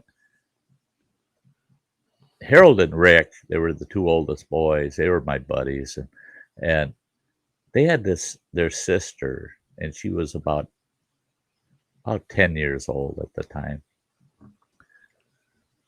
She was standing on a chair in the kitchen by their gas stove and rubbed up against the burner. And she was wearing these pajama pants that just burst into flames. Just almost instant, almost like they had gas on them, for God's sakes. Just boom. I was sitting at their dining room table with Harold, and his mother, Eva, heard her scream and come running in the kitchen. There she is, her whole right leg's on fire. Knocked her off of that chair, got them pants off of her. But here, the pants had melted to her leg from the knee up to the thigh. Harold and I would go to the hospital and visit her for the 3 weeks she was in the hospital. And one visit, they allowed us outside her room. There's a big window in the wall there. You could see in her room. And they kept her alone in her room. And they didn't close the damn curtains. And Harold and I stood there and watched them just like you described. They'd lay her on her side, and they'd peel that gauze off of her Mm. leg. And then they had 3 different brushes, a real Oh. a real coarse one, and Mm. then like a medium one, and then a Mm. soft one, and they'd start with that coarse one, and then the medium one, and then the soft one, and they'd take off anything that was scabbing up or anything. They're literally keeping that wound raw while it healed. And that girl was screaming so bad. I just, both Harold and I, we left there and we rode the city bus down to the hospital, and we had that 45-minute to an hour ride back on that city bus. And Harold was just like me. You couldn't shut that fucker up for nothing. We never said a word to each other all the way home. He headed to his house. I headed to my house. We were speechless, man. Right. It was just like, how? And when we finally were able to talk about it, I told him, I said, when she comes home, she ain't going to be normal no more. She'll be nuts. She's going to be crazy. I know it. How can you not go crazy going through that kind of misery? I mean, Well, you go she through that. she turned out okay. She turned out okay. Terrible scar. Terrible scar. And she looked into having plastic surgery done. But it's like they said, the only thing we can do is we can take skin off your butt cheeks and use that, but then your butt's going to look terrible. Or we can take it off the other leg. It's not, your other leg's not going to look as bad, but it's not going to look good. Mm. So really, there's nothing with the skin grafting that they could do. They said, we usually won't skin graft unless it's the face or part of your body that's typically exposed, Well, And I was lucky with my hands because it was only 2nd degree, so it burnt like the top. There was no charring. Actually took, I think, a total of 2 or 3 days for the blistering to completely get to the point where it was done. Because it had the starches in it from the spaghetti water, because that's what we'd gotten on it. And there was no blistering that night. It only happened the next day, and then the next day, and after it again, about after 3 days, the whole backs of my hand all the way around to my wrist. So from like the first knuckle all the way around on both hands was one great big blister, and you could do the liquid inside of it like this. And once they were done doing that, that's when they decided to go through and they call it debirthing them, and they cut all that excess skin off, and that's when the gauze started, and that was the worst. See, with her, with those brushes, we found out what they were doing is they wanted to get any and all of those pajama pants that had melted into her skin out, like etching, yeah. And she went through the brush treatment once a day for 6 days in a row. And I couldn't believe that girl. I told her, the last time I saw her was about 6 years ago, and she's in her mid-50s now. And I told her, I said, man, you're the toughest person I've ever freaking met to go through that shit. No. Now, when I had my pizza joint back in the 70s, those pizza ovens, they were heated to 525 degrees, and they were all soapstone, slate stone pizza ovens.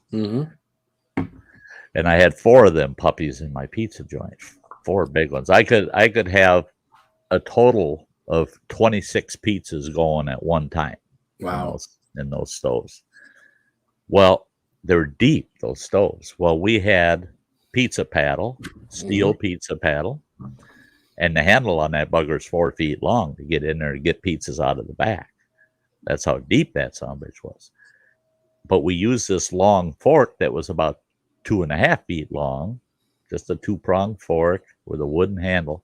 And you go in there, and anytime you get air bubbles in the crust, pop, pop, pop, pop, pop. So you got to babysit all those pizzas. I don't know how many times an assistant cook there, I'd be over at the prep table making pizzas, and then all of a sudden you'd hear it. and then you'd smell it. Mm. All he'd do is tap that stone with his bare arm, and it would hiss. You'd hear it instantly. I saw that guy about 10 years ago, and I told him, go like this. And he goes, what? He was wearing a short sleeve shirt. I said, go like this. And he did. And I go, holy shit, they're still there. He goes, oh, yeah, my pizza scars. He said, yeah, he says, they never disappeared. I said, no, they were third degree, man. I mean, yeah, that's permanent scarring. I said, you dope. I burnt myself on that stove with just the tip of my finger. Never burnt myself ever again on one of them stones. I said, every shift, I'd hear that and then smell that skin burning. I said, oh, yeah. Yikes. And boy, he squealed like a pig too. Every time it happened, he says, that really freaking hurts. He says, just picture somebody with long fingernails pinching you until blood was drawn. He says, that's how it felt, but instantly, just instantly. Ow. Yeah. Well, luckily, when I was in the pizza business, they were all cooking with air. So, yeah. Conveyor belts and all that stuff. So. Yeah, conveyor belts and shit like that. My pizza joint, everything that way. Everything was done by hand. And we had the big stone ovens. And I mean, we ground all of our own sausage. You grind your sausage? That's gross. Yeah. Well, it was at my pizza place that I was telling some staff that I said you gotta I expect grind your own. I expect my kitchen to be kept nice and clean, and I told them, I said, and if you do anything to abuse my kitchen or the back prep room, you're fired instantly. And they said, who's the last person you fired for not keeping your kitchen the way you want it? And I said, well, it was my sausage and cheese grinder is the reason I fired this guy. And they said, why? And I said, well, I caught him with this pecker in my meat grinder. They said, oh my God. No wonder you fired him. What did you do with that meat grinder? I said, I fired her ass too. I knew where that was going. Yeah. Yeah. But boom. But no, people, they were amazed. They come into my pizza joint and I'd invite them to come back and watch me in the prep room. And when I made pizza dough, I made 150 pounds per batch. I mean, that son of a bitch was heavy. I'd have to have someone give me a hand. We get the big pot. I had a Hobart mixer that stood 6'4" high. Oh, you put the meat grinder on it. You had to be on the third step of a step stool to be able to put meat in that meat grinder that high up there. That thing was huge. Well, actually, when they brought it, we had to drill a hole through 2 4x4s, and we had 3 holes in it. 2 of the holes were bolting the 4x4s together through the wall, and then another hole with a big eye bolt in it, and we had to hook 2 come-alongs to that Hobart and use those come-alongs to drag it out of the truck and into the building to its resting place. That's it. Total weight on it was like 1,900 pounds, almost a ton. It was just shy of a ton. The thing was massive. But I'll dump that dough out on my prep counter. Well, my prep counter was 36 feet long, and it was C-shaped. And I'd start working that dough, and I'd end up with this 36-foot long snake about that big around, all rolled out on that counter. And then I just go through with a knife and I cut off proportionate pieces of dough. And then all that dough got put on stainless steel trays and put into the fridge for the next shift of pizzas. Well, what really freaked people out was my left thumb. It's not that way anymore, but my thumbnail on my left thumb was typically 3/4 to 1 inch long. The thumbnail. All my pepperoni that I bought it from an actual Italian meat market. It was the best damn pepperoni in the world. I refuse to use a powered slicer to slice my pepperoni. All of my pepperoni was hand sliced. I had some of the sharpest frickin' knives in the world, man. I had 8 of them on a rack right where I sliced my pepperoni. And by the time I was done slicing about 16 sticks, which were 2 feet long each one, by the time I was done slicing 16 of them, all 8 of those knives, as far as I was concerned, were used up and had to be resharpened. But the long thumbnail was my guide. Run that blade down my thumbnail. Oh, okay. And it just keep moving that thumbnail back on that stick of pepperoni. And people they'd look at that pepperoni off their pizza. They'd say, there's no way in hell somebody hand sliced that shit. Every slice is the same thickness.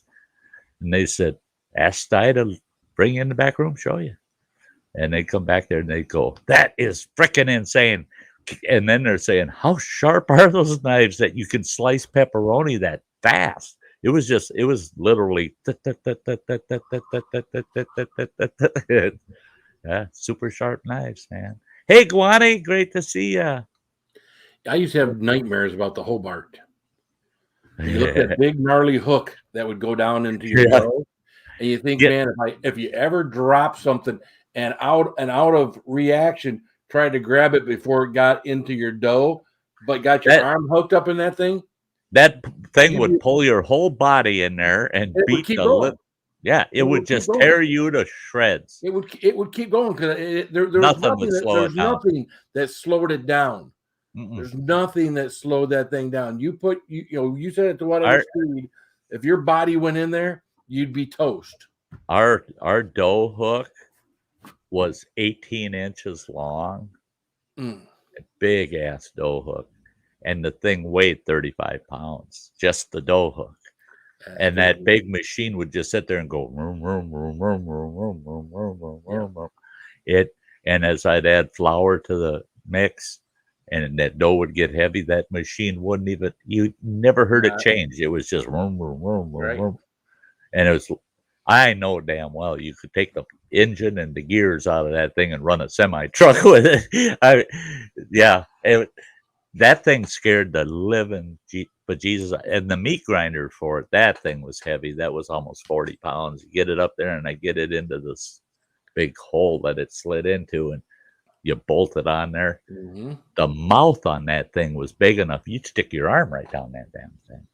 Well, you've got this big plunger that you hang on to and it's poly, it's made out of plastic. It's a big, thick thing. And that's the only time you push something down that throat is with that. Never go, oh, there's one stuck and just think you'll tap it with your finger or something.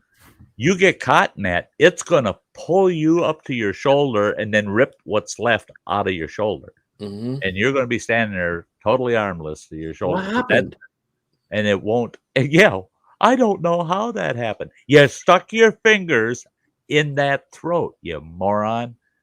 And the cup on the top, the cup part, was as big around as a 1 gallon ice cream pail. So there's no excuse. You throw big chunks of meat in there that are 4 inches square, throw them in there, and they'll fall down that thing. And that's the same thing. I've seen where air had built up in it, and I'd have somebody running it for me because I was busy with something else. And I could tell by the sound that I'd yell at them, shut it down, too late. They threw another big chunk of meat, and all of a sudden, boom, that air would catch up to the cutter blade, and it'd blow hamburger or Sausage. Italian sausage against a wall that's 24 feet away, just Wow. plastered against the wall. Yeah, that machine was scary. It was scary. And they ain't cheap, man. Oh no. We had a small one, but I was tired of doing 4 batches of dough every shift, And so I found this big monster of a Hobart, and I went to the bank, and it took some begging to get them to give us the loan to buy the So you got the damn big thing. one. What was it? About $7,000? No, it was $14,000 Nikes. in 1975. Wow. But you got to keep in mind, my pizza place, when I went in there and took over management, on a weeknight, it was averaging about $350. That was its average. Okay. Weekends, it was doing about $800-900 a night. So it was just barely paying the lights and wages, Sure. just covering overhead. The owner was kind of pissed. He's making about 3% profits, all he was making. I got in there. I whipped that shit place together and got it. And I told him, I said, the key to this is not how many pizzas you sell. It's got to be customer satisfaction. I said, we want every customer coming in here to expect a certain level of quality, and we'll exceed that, and then they'll be back. And I said, and they'll buy pizzas from us all the time. Well, it worked. We went from 350 a night, Tuesday through Thursday, to about 3,800 a night. Wow. And then on weekends, we were doing about $12,000 a night. And it was just a tiny little pizza place, only had 12 tables.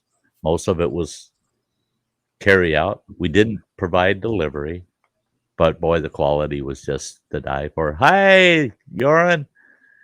I got to take a break again. I'll be right back. Sure.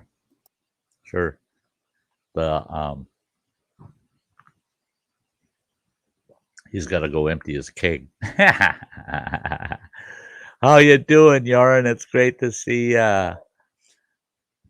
well, he's away, guys. This only takes 1 minute, and I want it for after the stream to definitely be there. But hey, watch it, guys. It's worth watching. These are my channel members. I want to show them off.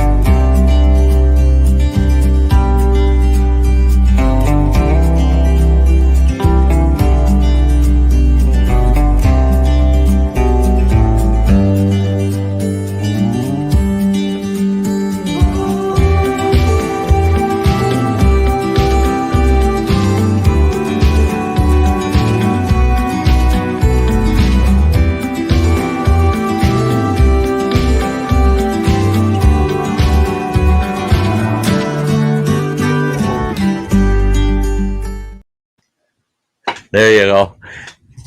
What a bunch of great channels those guys are. Yeah, check them all out. You can come back to the stream and just kind of remember, just right around the 2-hour mark, you can find that. Check those channels out, would you?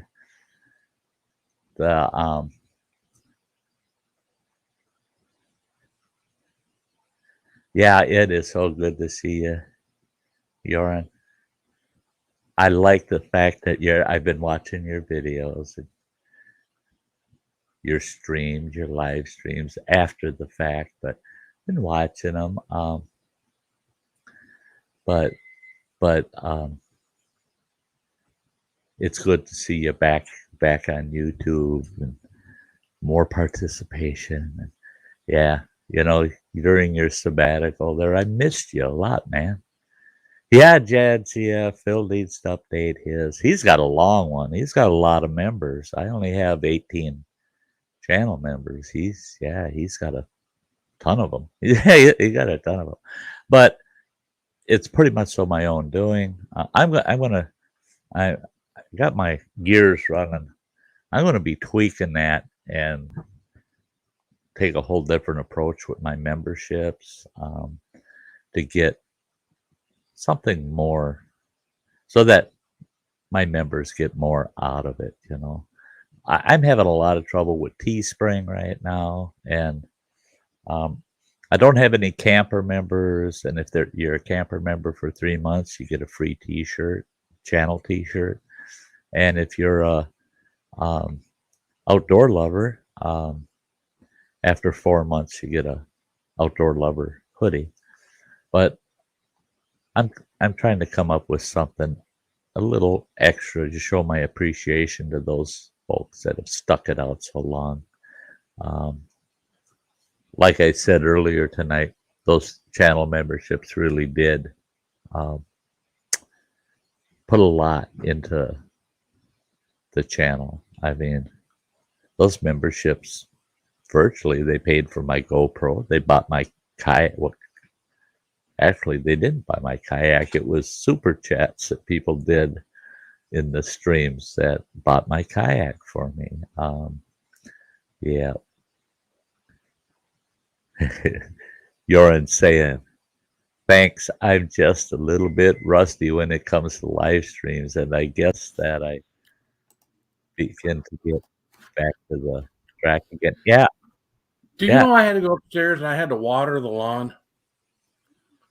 I got three bathrooms in this house. Occupied. And wasn't not one of them. Not one of them. Well, everybody gets in there now and they sit down on the toilet. They're on their phone. And I do the same thing. So I'm guilty, right? Every one of those bathrooms I went to, there's light coming up underneath the door. I'm like, damn it. So, yeah. But I've had a couple campers this season where I've gone to the outhouse and knock on the door, and I'd hear them say, just a minute. And I'd go, that's all right. And they'd go, no, I'm not talking to you. And I go, well, take your time. And then all of a sudden you hear them talking to somebody.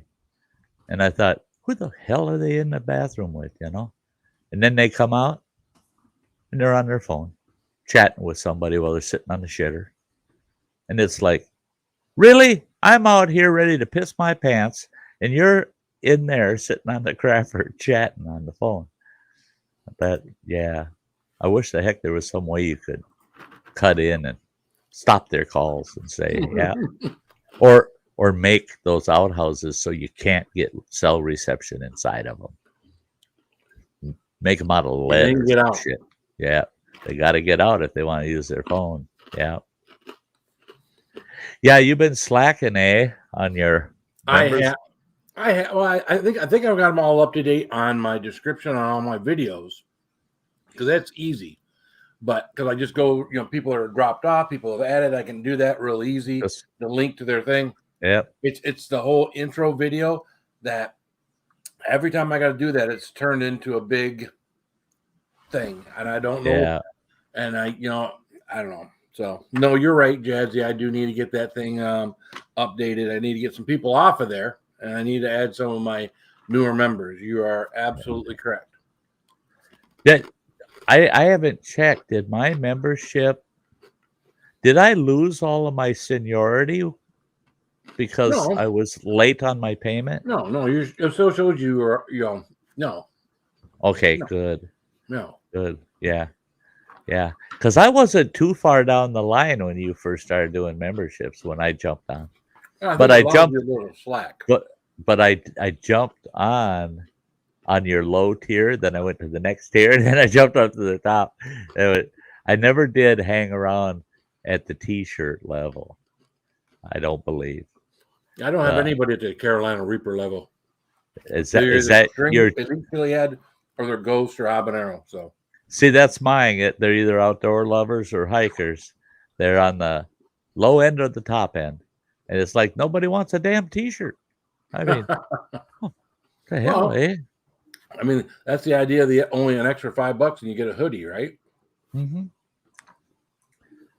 Well, with mine, it's an extra $8, Is it? Okay. but it still comes out. I found with the ones that got hoodies in the first 3 months for them to get a hoodie, what my channel made off of it was just shy of $3 No, I'm starting to think maybe I by need the to get time I McTubis. paid for the hoodie and the shipping. Yeah, I But think I might owe McTubis a hoodie now that I'm thinking about it. He became an elite chili head. I'm gonna say a few months back now. So I think yeah, I owe him a hoodie. If I haven't already done that, he'll tell me. I owe Running Water a hoodie, and I told him he'll get that fucker for Christmas. I'll give him the hoodie that he earned by being a outdoor lover as a Christmas gift. Aren't I a cheap old fucker? That Well, hell, I'll have to wrap it. I'll have to go to the dollar store and buy a gift bag. At the dollar store. At the dollar store, of course. Hey, I'll tell you what, that dollar store sure screwed up the gift wrapping market, man. When I worked there, Well, Christmas that's time, some crappy vapor though. we had, oh, it's not the paper, it's the gift bags. Oh, bags. You can't get gift bags for $1 anywhere else at any other No. retail store, and all the way up to these great big bastards. We even had those big plastic ones you can put a bike in, for $1. Oh, really? I'd have people come in there and they'd have a stack 3 feet thick of them damn gift bags. And I'd go, are you nuts? What the hell? Do you give out that much shit? Well, no. I just never want to. I'll never have to worry about running out. This one gal, I rang up all of her gift bags. That's all she got were gift bags, all different sizes, stacks of them on the conveyor belt. I got done $87. So she got 87 gift bags. And she said, I already got it all figured out. If I went to Walmart and got the same size bags, this would have cost me over $400 for the same gift bags. I paid less than a fourth of their value. Oh, Turn okay. around and resell them. I think she probably was. God knows. Bullshitting you. No, she wasn't bullshitting me. I went to Walmart. I wanted a small gift bag and one of their helium balloons with a saying on it. They're the only ones that had it. I get up, ring them up, and I'm going, $17 fucking dollars for a gift bag and a balloon? That would have been $2 at the Dollar Tree. Pissed me off. And it's the thought that counts, right? Not plus, the the helium balloons were bigger at the Dollar Tree. Yeah.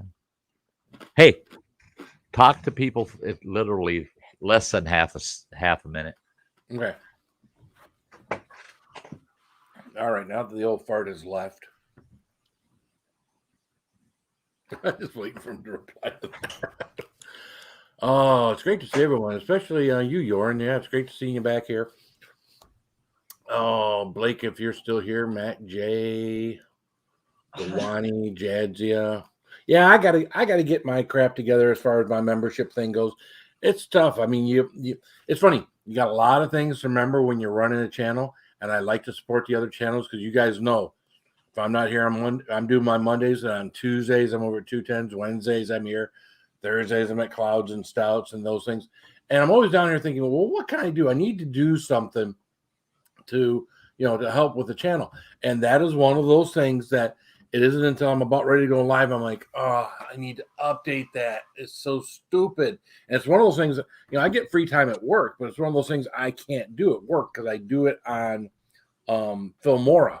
And Filmora is on my laptop right here. So it's one of those things I can do at work. But yeah, I've been working on some thank you videos for super chats.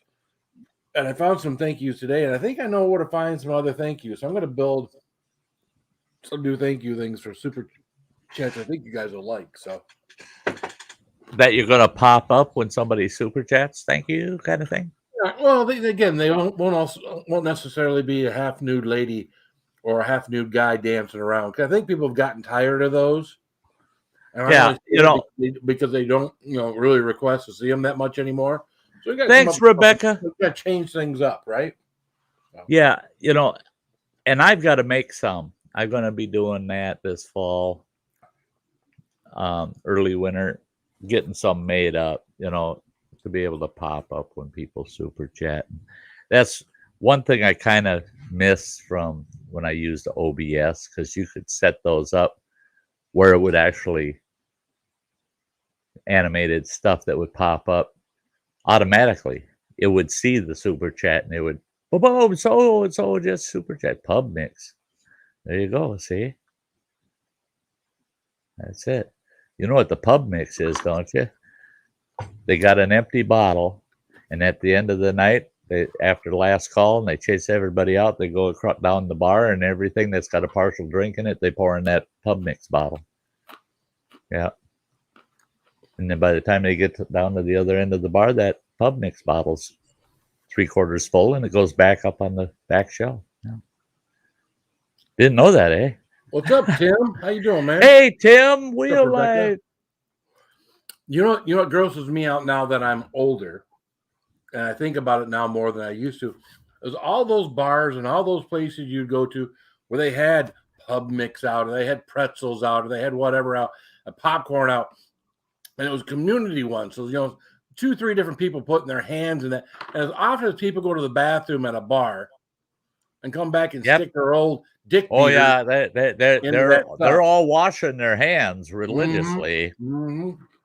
Never again. I would never share anything like that at a bar.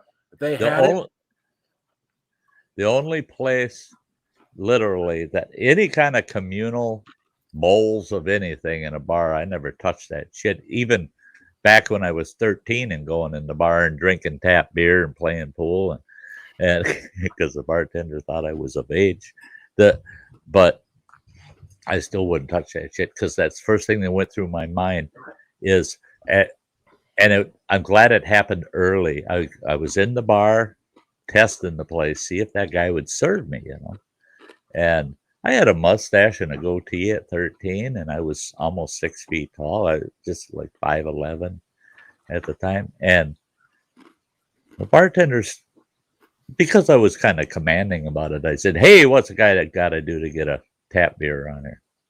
Well, he poured me one. There we go. Now he's got a new customer, right? Well, literally the first time in that bar drinking my first illegal tap beer at a bar, here comes this guy out of the crapper.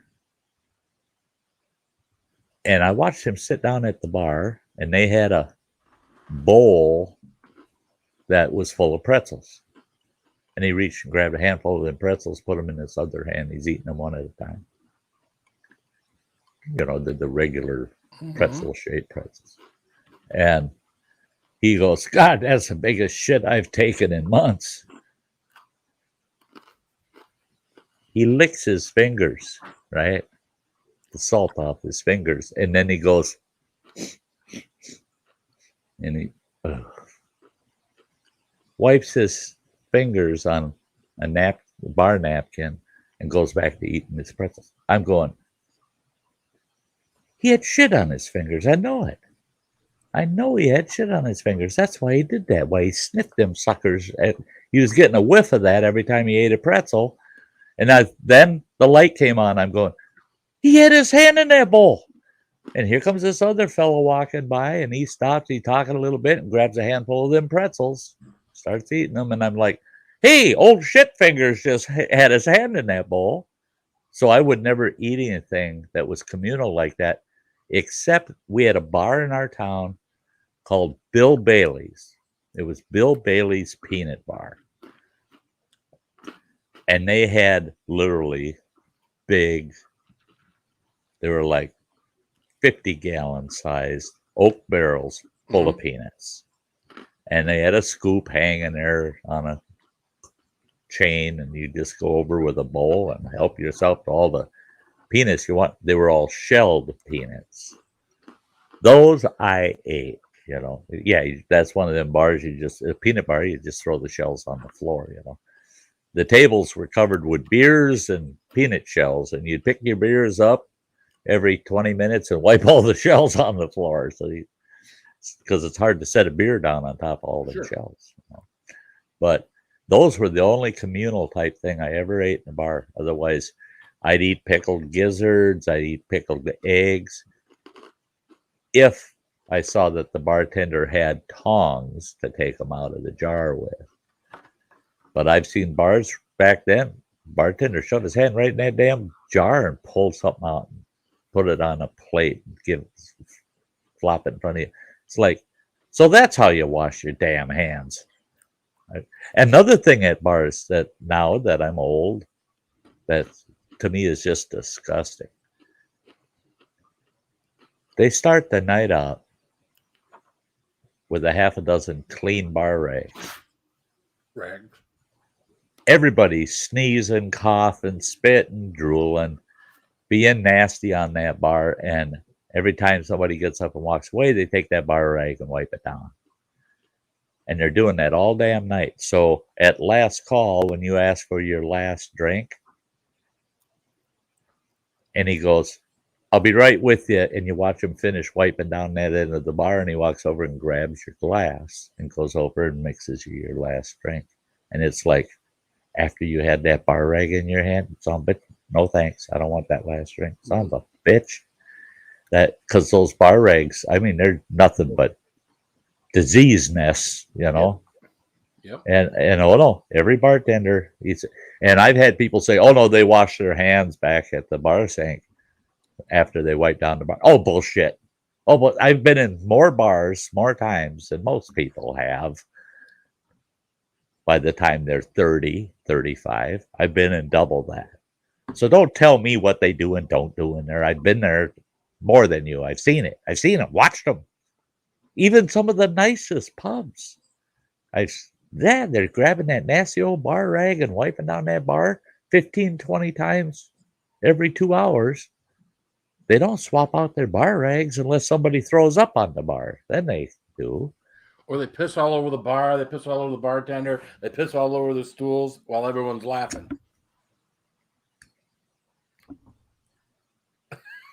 Stay away from my joke. Someone told that joke, and it was an old one. It was who was it? It was on the Tonight Show with Johnny Carson. Was it? Yeah. I saw someone tell that joke. I'm trying to think now. Who the hell was telling? I actually had my grandfather tell me that joke when I was about 8 years old. Yeah. And I heard it the other day told a little different, where Bad Johnny walked into the bank and said he had to talk to the bank president. Bank president came out. Bad Johnny said, "Hey, look at what I got." He held up this big wad of money, and he goes, "I've got $5,000. And that bank president goes, "My gosh, a young kid like you with $5,000. And Bad Johnny said, "Hey, I'll tell you what, if you drop your pants and let me squeeze your balls, because someone told me your balls are square. And if they're square, I'll give you that. Or if they're not square, I'll give you that $5,000. But if they're round, you'll give me $500. And that bank president says, "No problem." Bad Johnny said, "We want this in writing, though." And he says, "I'll be right back." And he comes back in. He's got an attorney with him. And he says, the bank president says, "What's with the attorney?" He says, "He's the witness that you're going to let me check to see if your balls are round or square." Bank president said, "Fine." Bad Johnny got down there. The president dropped his pants, and Johnny's down there squeezing his balls. And he goes, "Nope. hands him the $5,000. You're right. Your balls are round. I was totally mistaken. And he goes, but I'm good with that. Banker said, how can you be good with just losing $5,000 to me?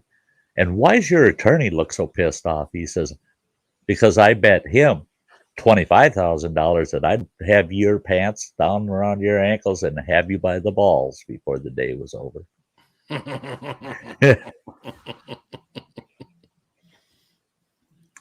Oh, here's one for you. What's up, Nick Jones? Hey, Nick Jones. The here's one for you. 3 Vietnam vets. Richard Nixon wanted a photo op, so he's going to praise these 3 guys that just came home, and all of them were wounded vets. Had been wounded, and he wanted to really show off how grateful him as president in our country was. So he gets the first vet up on the stage, and he says, for your service to your country and you being wounded in action, he says, what is one thing in your life that you have always dreamed of and we'll make sure you get it? The guy thought, and he goes, you know what? I want a brand spanking new Corvette convertible. Thinking, yeah, old Tricky Dick won't give him that. And he goes, it's yours. I guarantee you, we'll get you your convertible. Gets the next vet up there and he asks him, he says, same with you. We're so proud of you. This nation would like to give you whatever in your life you would like. So what would that be? And he goes, I want a brand new home on a lake. Beautiful, big home. Tricky Dick says, it's yours. We'll see to it. We're going to see to it that you get that home. Gets a third vet up there and he says, and you, young man, he says, just like the other 2, anything that you would really, really want, we'll see to it you get. And that young vet said, anything. And Tricky Dick said, yes, anything. And he says, I want $100,000 for every inch from my ball sack to the end of my dick. And Tricky Dick says, that's weird, but yeah, it's yours. And he says, but you have to measure it. And Tricky Dick says, fine. He asked one of his aides to get him a tape measure. He gets over to the guy and he says, well, drop your pants and I'll start measuring. The guy says, okay. And he drops his pants and Tricky Dick starts at the head of that guy's wiener and he goes back and looks up at that vet and he goes, well, where's your balls? And he goes, back in Vietnam, motherfucker, start measuring.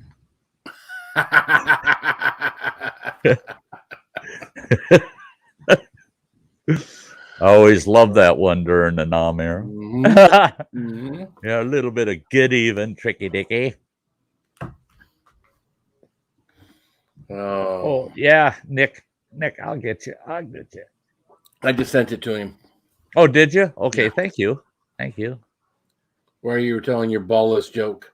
My ballless joke. Yeah, no balls. No balls. And thanks a lot there, Nick. I was telling that story and missed it there. Boom, boom, boom, boom. Awesome. Thank you, man. Thank you. Nick's been taking some time off lately, so. Yeah. Oh, Nick knows he's welcome. Everybody needs a little time off every now and then, so. That is so true. I honestly, I've been having a rough last 3 days. I got old back injury. I'm not going to repeat myself and tell the story about how I ended up with my back injury. Why not? What's up now? Well, let's just put it this way real quick. I fell off a truck, landed on a big ass rock in the middle, lower back, and I broke my back. and it took a long time to recover. Well, that you get old, that old shit Sure. rears its ugly head, you know. So lately, my back has been giving me a lot of issues. Well, now, anybody know anything about sciatic nerves? They run down both your legs, eh? And they say that those are the most sensitive nerves in your whole body. That anything that injures that nerve, that the pain, no other nerves hurt as much. Well, my sciatic nerve in my left leg, from the top of my hip to the top of my knee, will flare up, and it's just like somebody shoving a hot poker right under the skin. And it always kicks. I'll go to bed like out at camp. I usually call it a night at about 11:30, midnight at the latest, and then I'm up by 7 at the latest in the morning. Oh shit, no! About 1:30, that sciatic nerve kicks in, and literally it feels like somebody poured gas on my left leg and lit the sucker on fire. I mean, I've never had that crap happen before, so now I'm dealing with that. And the only thing I can take a couple of ibuprofen. Someone told me take ibuprofen because it'll reduce inflammation and that'll reduce the pain. Well, I tried extra strength Tylenol, didn't work worth a shit. But the ibuprofen takes about an hour for it to kick in, but it does work. There's Nick. Good evening, butt fucks. Butt fucks, really? But there may be children watching. Yeah. But you're mighty white tonight, there, Nick. I know. I've had better days. Yeah, well. No, I discovered I have a nerve that goes from like my groin to the small of my back on the right side. Because on Saturday, I started having this pain, like where it feels like my leg ball joint goes up into my hip. And I started getting pain down in there. And I get a little bit of back pain. And I know my little bit of back pain I get on the right-hand side is muscles because I'm fat. I got it. I understand, and I need to do something about it, and I haven't done anything about it. But I didn't realize. There's always tomorrow, right? Exactly. I didn't realize that pain had gone away when the pain in my leg started. And this really hurt. And really bad. And then, of course, I wake up this morning, now, knock on wood, not that I have any down here. I do have some over here. Anyways, this morning I woke up with that back pain again. Good night, rain dancer. But the leg pain was gone. So I Googled it. I forget what it is, but there is a muscle or a tendon that goes from that area to your back. That is what it is. It is. I've strained it at some point doing something. But like today, the pain has kind of shifted back and forth. It was a little bit of a leg, but it was so much more bearable today than it had been since Saturday. It's like I feel like a brand. Matter of fact, I purchased something online that's supposed to help take care of the pain. It's supposed to be one of those things where it's got like fish oil and stuff in it and all that those good things for your body to help. A lot of vitamin E. All those arthritic areas and whatnot. And I'm thinking, well, maybe by the time we get there, maybe I won't need it, but maybe I can start a daily regimen of taking a little bit of something. And then, I don't take any pills. And then it may not return, Yeah. But what you're talking about is a supplement, It's it's like taking vitamins or something, There's no drugs. Good to see you, Newfound Drone. I'll tell you what, Phil.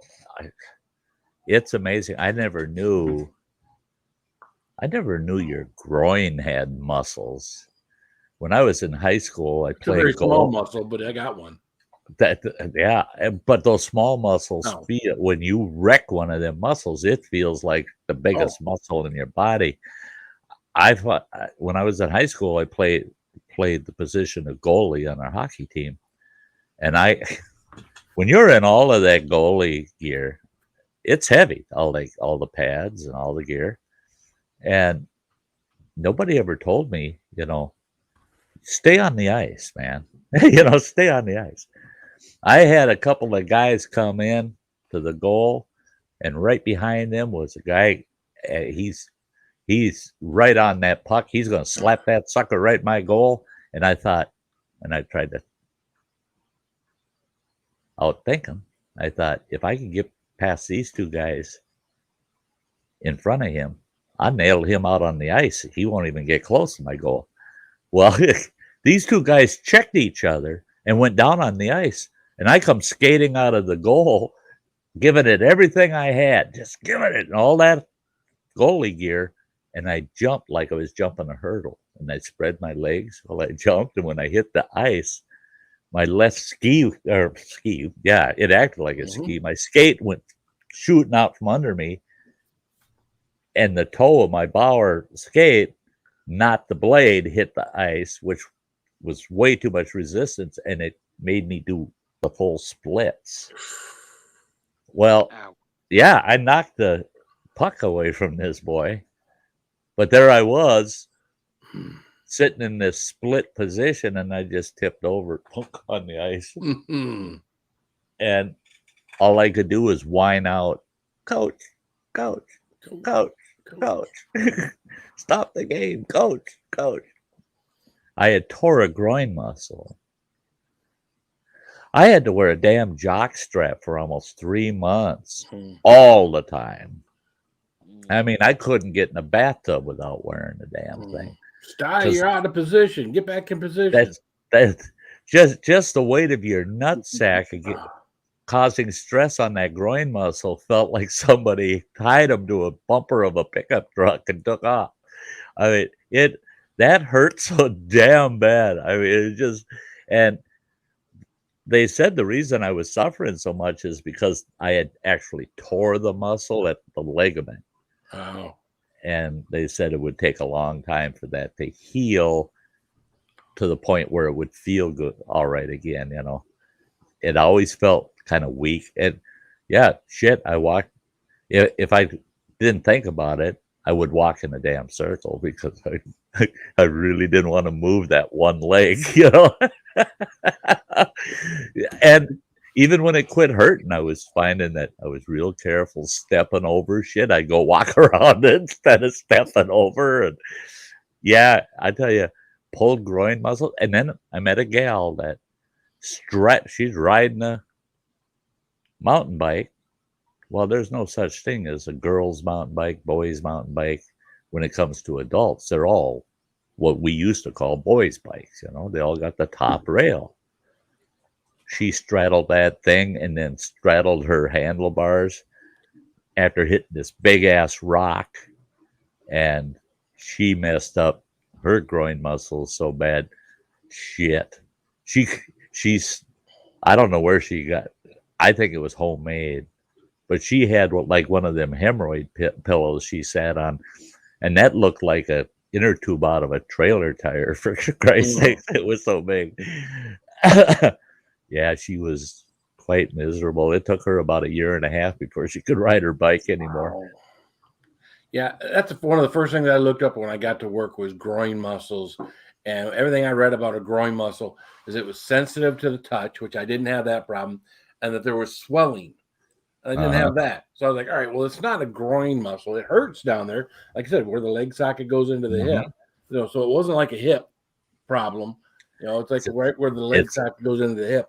And that's when I realized it had gone back to the back this morning. I'm like, all right, I'm sure I can Google this and I'll figure out what it is. So yeah. So it's the tendons that are holding all your shit together down there. Holding all my fat together, yep. You know, that's one thing I have to say. I've followed quite a few guys that were, you know, 300 plus pounds that set out hiking or biking or doing some outdoor thing to try to get rid of all their weight and shit, you know, and there's success in doing that and shit. And some of the things they talk about, I realized the other day, I was telling a couple out at camp, I told them, I said, you know, for the first 2 months, May and June, I said, everywhere I went, when I went to clean the bathrooms, when I walked my campgrounds and inspected everything, when I went out hiking, I was carrying some fat kid on my back. Every time I went out there, I I got rid of the fat kid. Mm-hmm. You know, I got rid of a 45-pound fat kid that was riding on my damn back all the time. And I never actually, because you become acclimated to it because it happens slowly, you know? Yeah. And all of a sudden the light came on and I realized I am lighter on my feet. It's not so hard to walk up the hill to the well house for my campsite anymore. I just stroll up. I get 6 gallons of water at the well house and carry it down in one hand because that 6 gallons of water weighs less than the fat kid. Yeah. So here's how I always kind of put it in perspective, right? Most people have a water softener in your house, right? So yeah, you grab one of those 40-pound bags of salt, and that thing's freaking heavy, right? yeah. Think about it. You lose 40 pounds, you lose one of those bags of Bags. salt. And think about how freaking heavy that is, you know? And then you think used to about, carry it around every day. Yeah, I'm carrying that shit around. I'm carrying a few of those bags around every single day. So yeah. Well, I know. There's this fella, Second Chance Hiker. He is awesome. He was over 400 pounds when he started out, and he hiked the PCT, the Pacific Crest Trail. Well, that damn trail is almost 3,000 miles long, for Christ's sake, you know? And it goes all the way up through the Sierra Nevadas, and you got a mountain climb, all different weather, and it's nasty. And you see all these people that do the PCT, and they're all these healthy people from their very early 20s to their early 40s, and they're all in good shape, these power hikers, and they through hike that damn PCT trail. He was over 400 pounds, and hey, you have a good night, Mike. Waste. But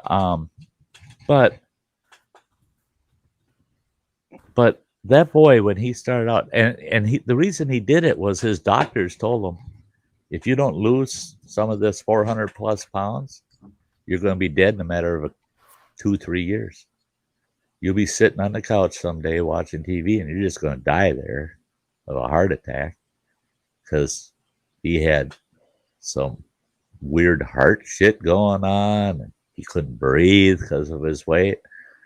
And he got this wild burr up his ass and decided, I'm going to hike the PCT, and by the time I get to Canada, I'll get rid of most of that weight.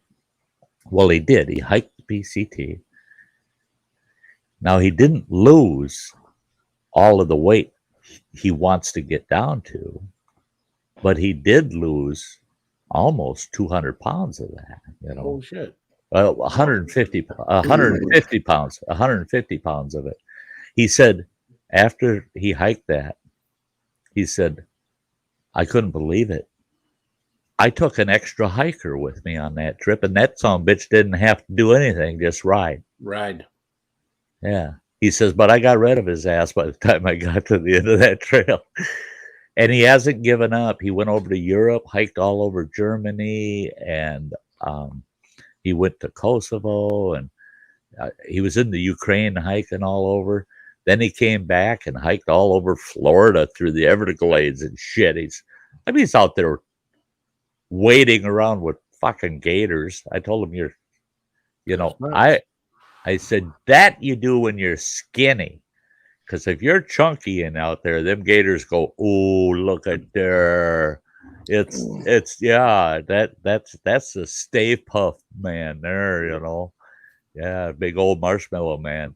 And now he's up in the Yukon, hiking up there.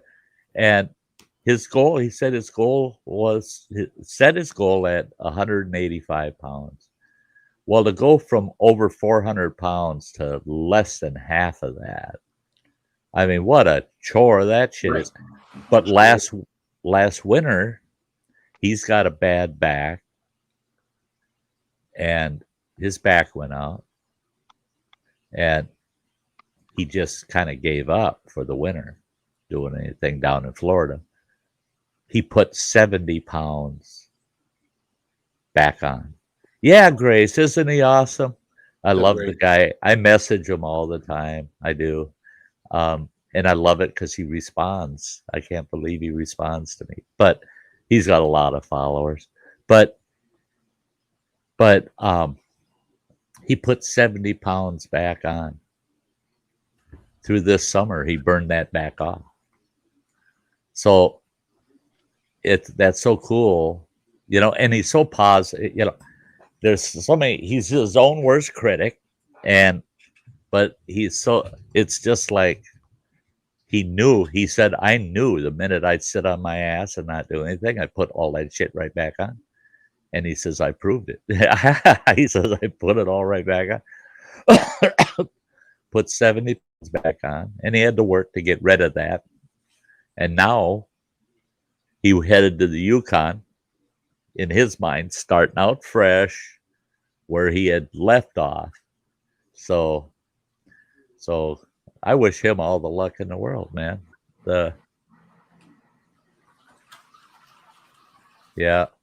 It's a tough thing, that weight, man. I was getting pretty close to 300 myself there for a while. Well, now I know. I bought 2 new pairs of jeans today, 32-inch waist. Got home, had to try a pair on. They're the same jeans, so one pair is all I got to try on. I put them on. They're going to be comfortable. They're going to, as long as I wear a belt. 32s are starting to fall off me. I have about a 31, you know, so am I going to end up being a 30? I don't want to. I don't know. When I went in the Marine Corps at 155 pounds, I was, you know, between a 30 and a 32. Yeah. I know I came back from the Marine Corps heavier because I had some muscle mass. I mean, you're 155 pounds at 6'1". You're nothing but skin and bones. But, right. See, that's the thing is, I know my doctor's going to chew me out because she told me that 185 pounds for me is ultimate, you know, and I'm dropping below that now. I'm at 176, and I went from 225 to 176 from May 1st till now. Never worry about being too light, because you get out of the campground, you will probably put on some weight just because. So I was at a point one time after I had put on a bunch of weight, I had taken weight off, and my wife's like, well, you better quit, because I don't want you to get too skinny. Well, look at me now. So you know what? Don't ever worry about being too skinny, because you have it in you to eat. You know, that's what's another thing that's weird though, Phil, is I've lost almost all my muscle mass. I mean, I don't have a lot of muscle, and I'm getting the old turkey skin, you know, and I've lost so much muscle mass, but yet May 1st, when I got out to camp, you should have seen me. Thank God nobody could see me trying to get that new generator out of the back of my pickup truck. That son of a bitch weighs 104 pounds. I pulled it out of that pickup truck, and I went over backwards and ended up with that son of a bitch in my lap, sitting on the ground with that son of a bitch sitting across both legs. Wow. It took me almost 10 minutes to get out from underneath that 104-pound thing. It's like, Jesus Christ, it's only 100 pounds. What the hell? God, I'm a weak old fucker. But I had muscle mass. I literally did. If I wanted to flex a bicep, yeah, man, I had pretty good mounds going on. Now I got no muscle mass. And 3 days ago, I grabbed that 104 pound. Well, it was 104 pounds dry, but now it has 3 gallons of gas in it. So you're more like 120 pounds. I grabbed that thing by the 2 handles, hoisted it up, and walked it right into my truck. Now, what the hell's wrong with that picture? I got a lot less, about 50% of the muscle mass I started out with in May, but yet I've got more strength than I did in May. Core strength. Yeah. And that's the biggest problem with fat people to get skinny again, is you have to build up the core strength, because all your strength, your arms and everything else, it all comes from your core. When you get fat, especially as a guy, you you lose that core strength, and you lose all that other strength goes along with it. So you got the core strength. So when you got that extra fat on you, man, it makes it tough. Yeah. So once you took that fat off, you had more core strength. Yeah, I think with your core strength, really what you've got is your strength. How much strength do you have per pound of body weight? Right. Is what you're ending up looking at, All I know is I go outside to do stuff, and if I have to use my core strength, 10 minutes later, if it's in the morning, I got to go back inside to use the bathroom because it strains me to the point where I got to go poo. So, so if I haven't got all that out of my system, go outside and lift a few things in the morning on my day off and get rid of it. So you go into I don't know where to find your Teespring stuff, Sty, or I would have done that for you. It's on my homepage. But I'm trying. Let's see. No, that didn't fucking do it. Yeah, I don't know how to. I tried copying it. It didn't. On the Sty Shack? Yeah. On this? On No. My YouTube homepage. On your YouTube homepage. Okay. Up in my banner on the right hand side is the link. The very last item in there. I got my Facebook and something else, and then spring. Well, see, I'm on my phone, not on my. Well, I'm on my computer with you, so. Yeah, that's a bummer. Yeah.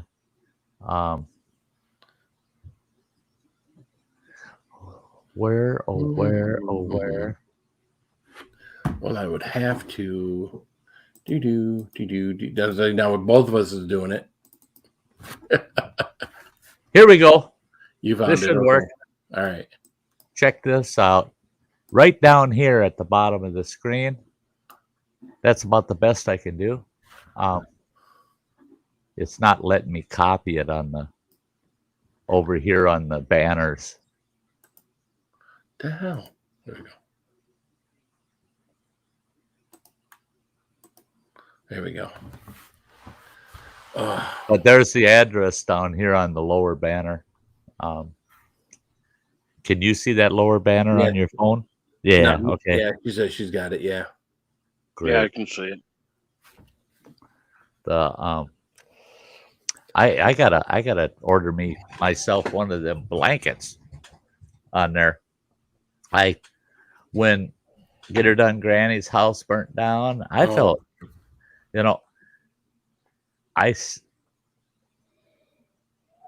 I was afraid that blanket burnt up because last Christmas we got her so drunk on my stream that she passed out in her shack, out in her shed, and damn near froze to death that night, And so I felt so damn bad because she got drunk on my stream, Well, so did I, but I did. At least if I pass out here, I stay warm, Right.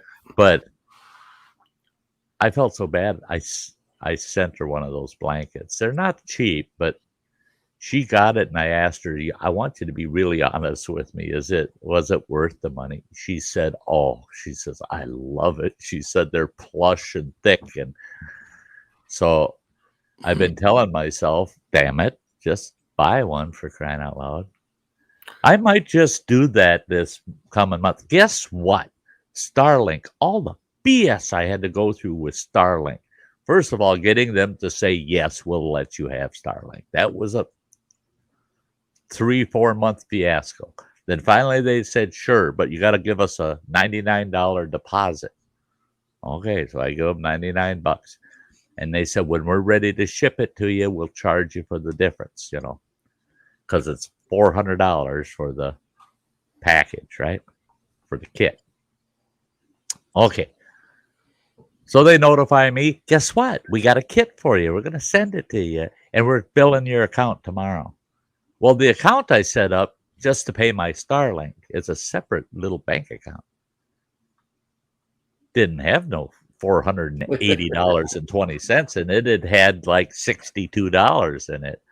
I wasn't going to put money in that damn account until I had Starlink, right? Right.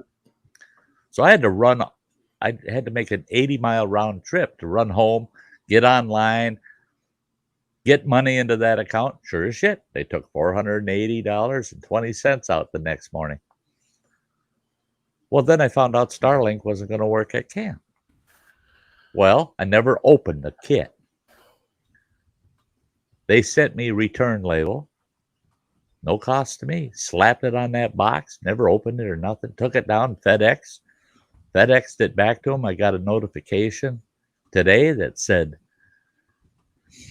your kit has arrived and it's been inspected, and your refund, you'll get your refund within 6 business days.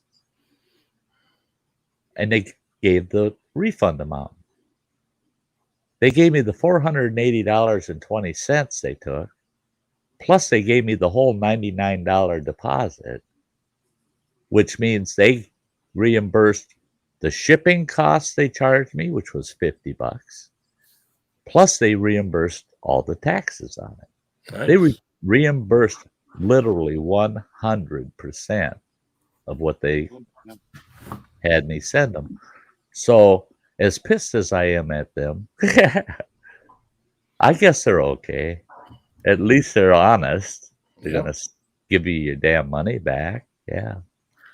Yeah, because it would be easier for them to tell you, this, that, or the other. So, your T-shirt still hasn't come. That is crazy. Oh, now I get the Siri. Remind me at 9 a.m. tomorrow morning to check on Jadzia Dax's T-shirt on Teespring.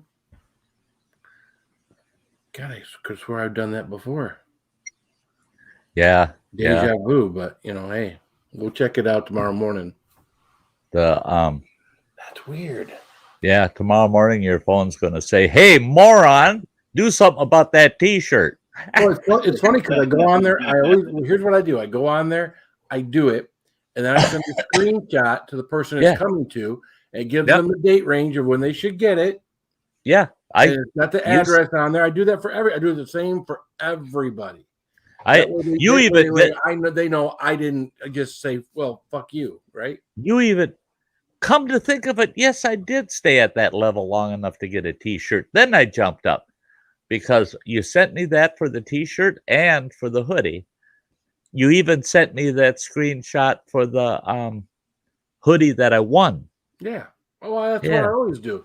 When someone wins something or deserves something, as soon as I order it, which I try to do because I forget shit, I do it right away. I send the screenshot so people know it's coming and know that I did it. Now, of course, if it's something happens at Teespring or whatever, I can't help that. But the fact that Jadzia is letting me know means that I can go follow up with it now. So yeah, because that's one thing with Teespring.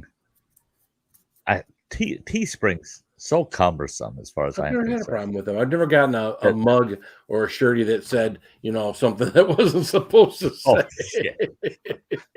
You still got it there, don't he? He's got to pull that mug out. Oh, shit.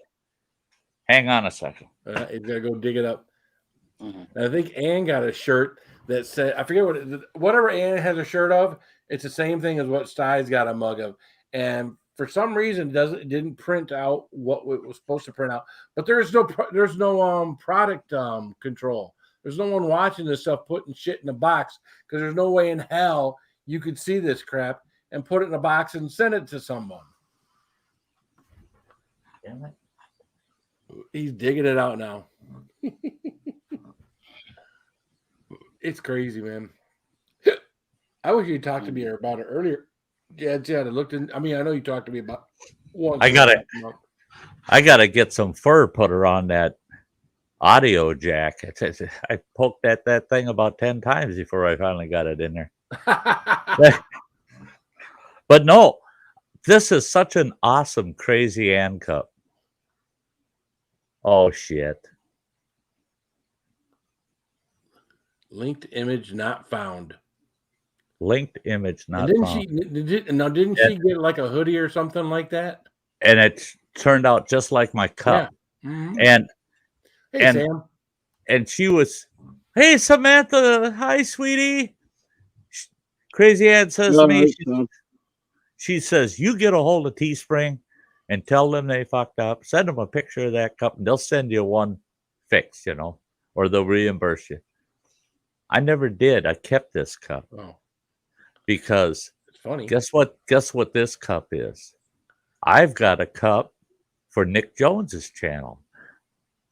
I also have a cup for Shadow Scout Swede. I've got a cup for Could be anybody's channel. Jadzia's. Yeah, see, if somebody says, well, do you have a cup for my channel? Yep. Right here. Right here. Sorry, but the link was never found. So, linked image not found. That sounds like my damn life. Right. I was just thinking that same thing. Never did link up, It's never been found. The Samantha, it's so good to see you, girl. We were trying to talk Samantha into doing the one chip challenge the other night, but she wasn't having anything to do with it. Oh, good for her. Yeah, we did that. What was it last night? I think it was last night. It was me, Andy from 21090, Saucy, Groovy, Jimmy. Jimmy was by far was the one that took it the hardest. He had a rough time with that one chip challenge. Well, I tell you, it's twice as hot now. You know what's happened today? One of our leaders on the League of Fire, either number 1 or number 2, did 45 of them today. But to put that into perspective, this is the best of the best, and all he could do was 45. Yeah. So that tells you these sons of guns. What did he do with last year's? He didn't do last year's. He didn't even do it? No, I didn't do last year's. Shucks. Yeah. But I bet you if he had done them, he'd probably do 75, 80 of them. Well, again, he had guys out there last year like me. I did 34. Atomic Menace did 55. Roger did 66. So I expect that, even though Roger said he's not doing it this year, that he's pissed off at Packy because Packy won't comp him something or won't recognize him, on their whatever. He can't help himself. He will get out there. He will try to beat that record because he is the Packy God. As much as he wants to disown Packy, right? He's the Packy God. He wants to be Mr. Packy. Yeah. Even though Packy doesn't back him, so he's our pack man. He always gets over 1 million views whenever he does a Packy one chip challenge. Not one chip, but multiple chips. Because he did a one chip challenge as Nemesis last week. Even though he said he wasn't going to do it, of course, Nemesis did it. And I don't ruin this for anybody, but Nemesis is actually Roger. Yeah. Yeah. So you're not ruining it for anybody. We deserve we've got the right to know. Got the right to know. We don't have the right to know why the hell they screwed up Afghanistan, but when it comes to Packy chips, we got the right to know. Oh, we know how they screwed up that. So there's hundreds of people will tell you what's going on there that none of that the way that happened. But anyways, we won't go into that tonight. Yeah. No, because it'll still be there tomorrow. Oh my Lord, will it? Yes, it will. What I've come to the conclusion is we got 3.5 more years of this shit. That's a lot of time. And you could screw up a lot of shit in 3.5 years. Look at this. What happens in this first half? I mean, yeah. Now, if you take all the cumulative issues that we're dealing with now, and none of them seem to be coming to any kind of resolve, and I really don't expect them to. In fact, I kind of suspect we'll be probably stuck in the middle of another war before this next 3 years. We will be. What really concerns me is not this next 3 years.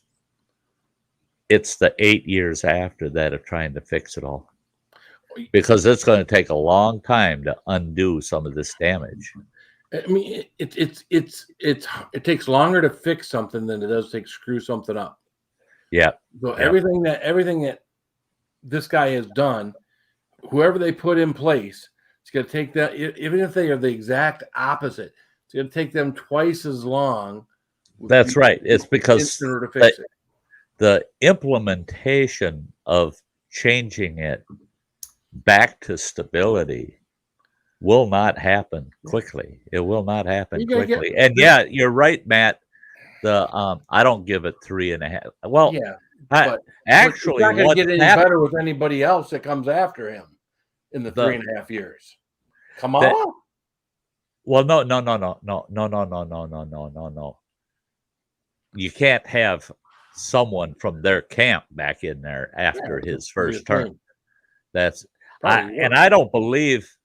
I believe if they squeeze somebody in again in the next presidential election, I don't think that's going to go well.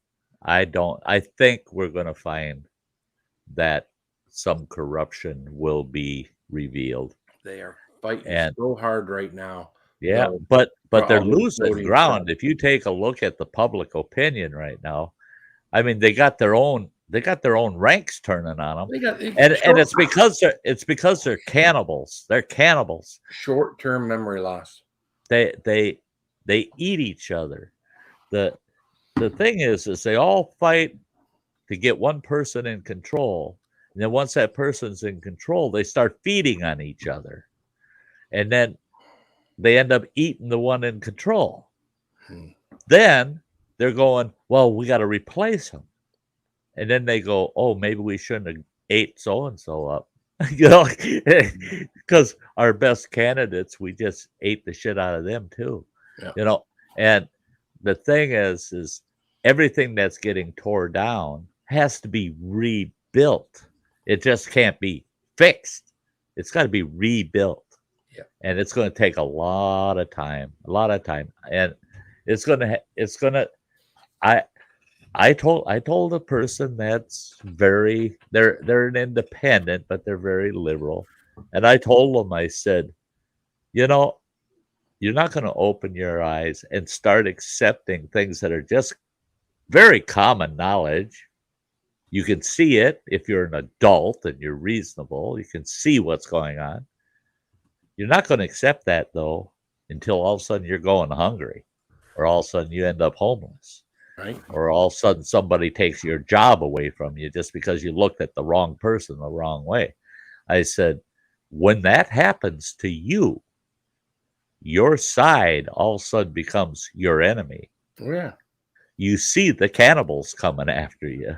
Well, and you're going to come running to our side saying, help, the cannibals are out to get me. Well, they cover for Biden for a lot of stuff as long as they could. But when it was the Afghanistan thing, they couldn't cover for him anymore. So you're like, oh, it's nice to see CNN report the news. But you know what? They're already starting on all those things to say, you know what? This is the best he could do considering the situation. They're starting to come back his way, where they like turned like almost at a 180 on him. They're starting to come back a little bit and saying, you know what?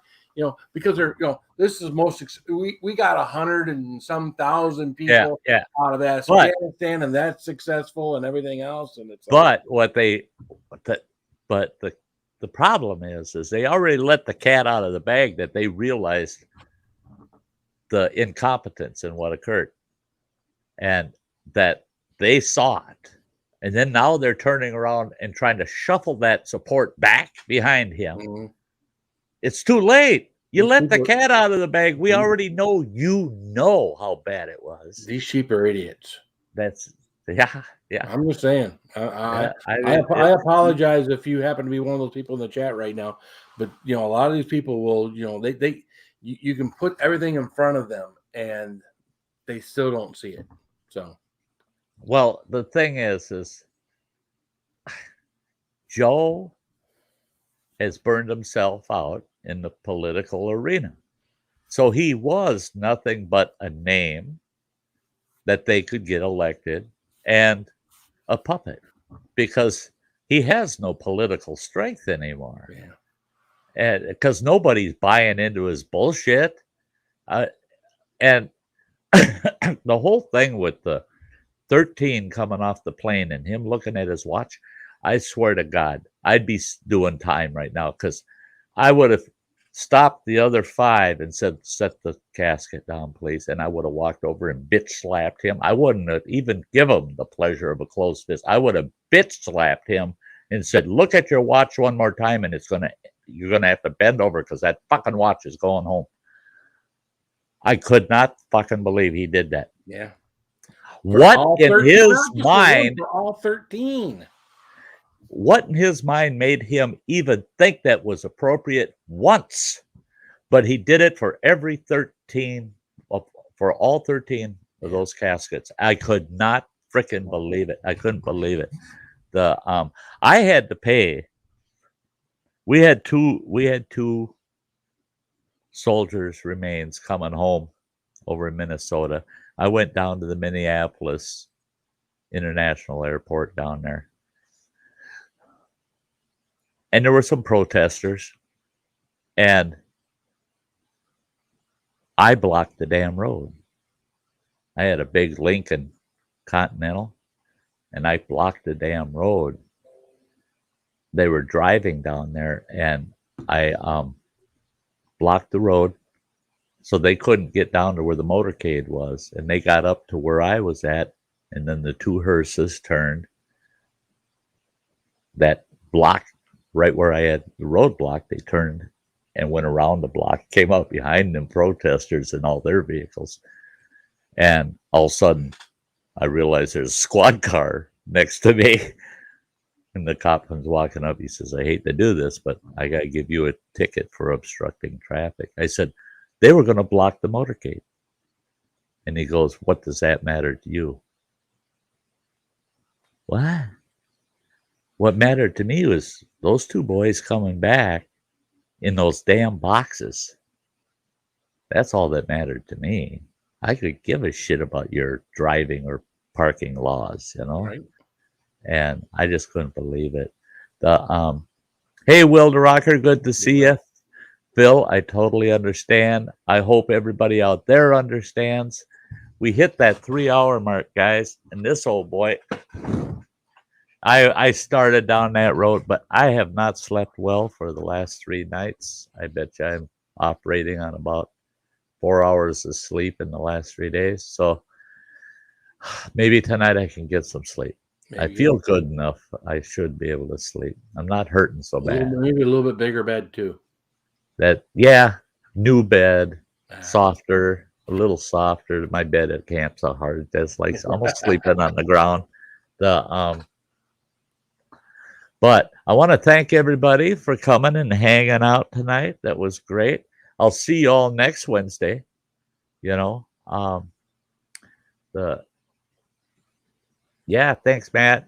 But I'll tell you what, guys, I look forward to my Wednesday nights just to hang out with you. I just love seeing you guys popping up. And Phil, I want to thank you. You're always there, brother. And now I get to watch you most of the time down at camp. If I catch you on, I'm watching. And I'm not going to try to pop up on your panels until I got better signal. Well, I hate it. I mean, but you realized when it got bad and you got off. I mean, at the very beginning, you were doing just fine. So, I mean, feel free to come up on the panel anytime. But you like to know when it's time to get off, right? So yeah. If it's just not going to work, I'm just not going to keep struggling with it. That's let the stream flow. You know, don't put a dam in the stream. Holy smokes. That ain't good. You didn't put the slow motion on. Anyway, probably time to end it. Yep. So we're going to wrap her up, guys, and I'll see you all next week. Same time, same place, the Sty Shack. And I'm going to grab this pretty girl out of the corner and dance my way off the porch, and we'll see you. Everybody take care out there. See you. Good night. Bye-bye.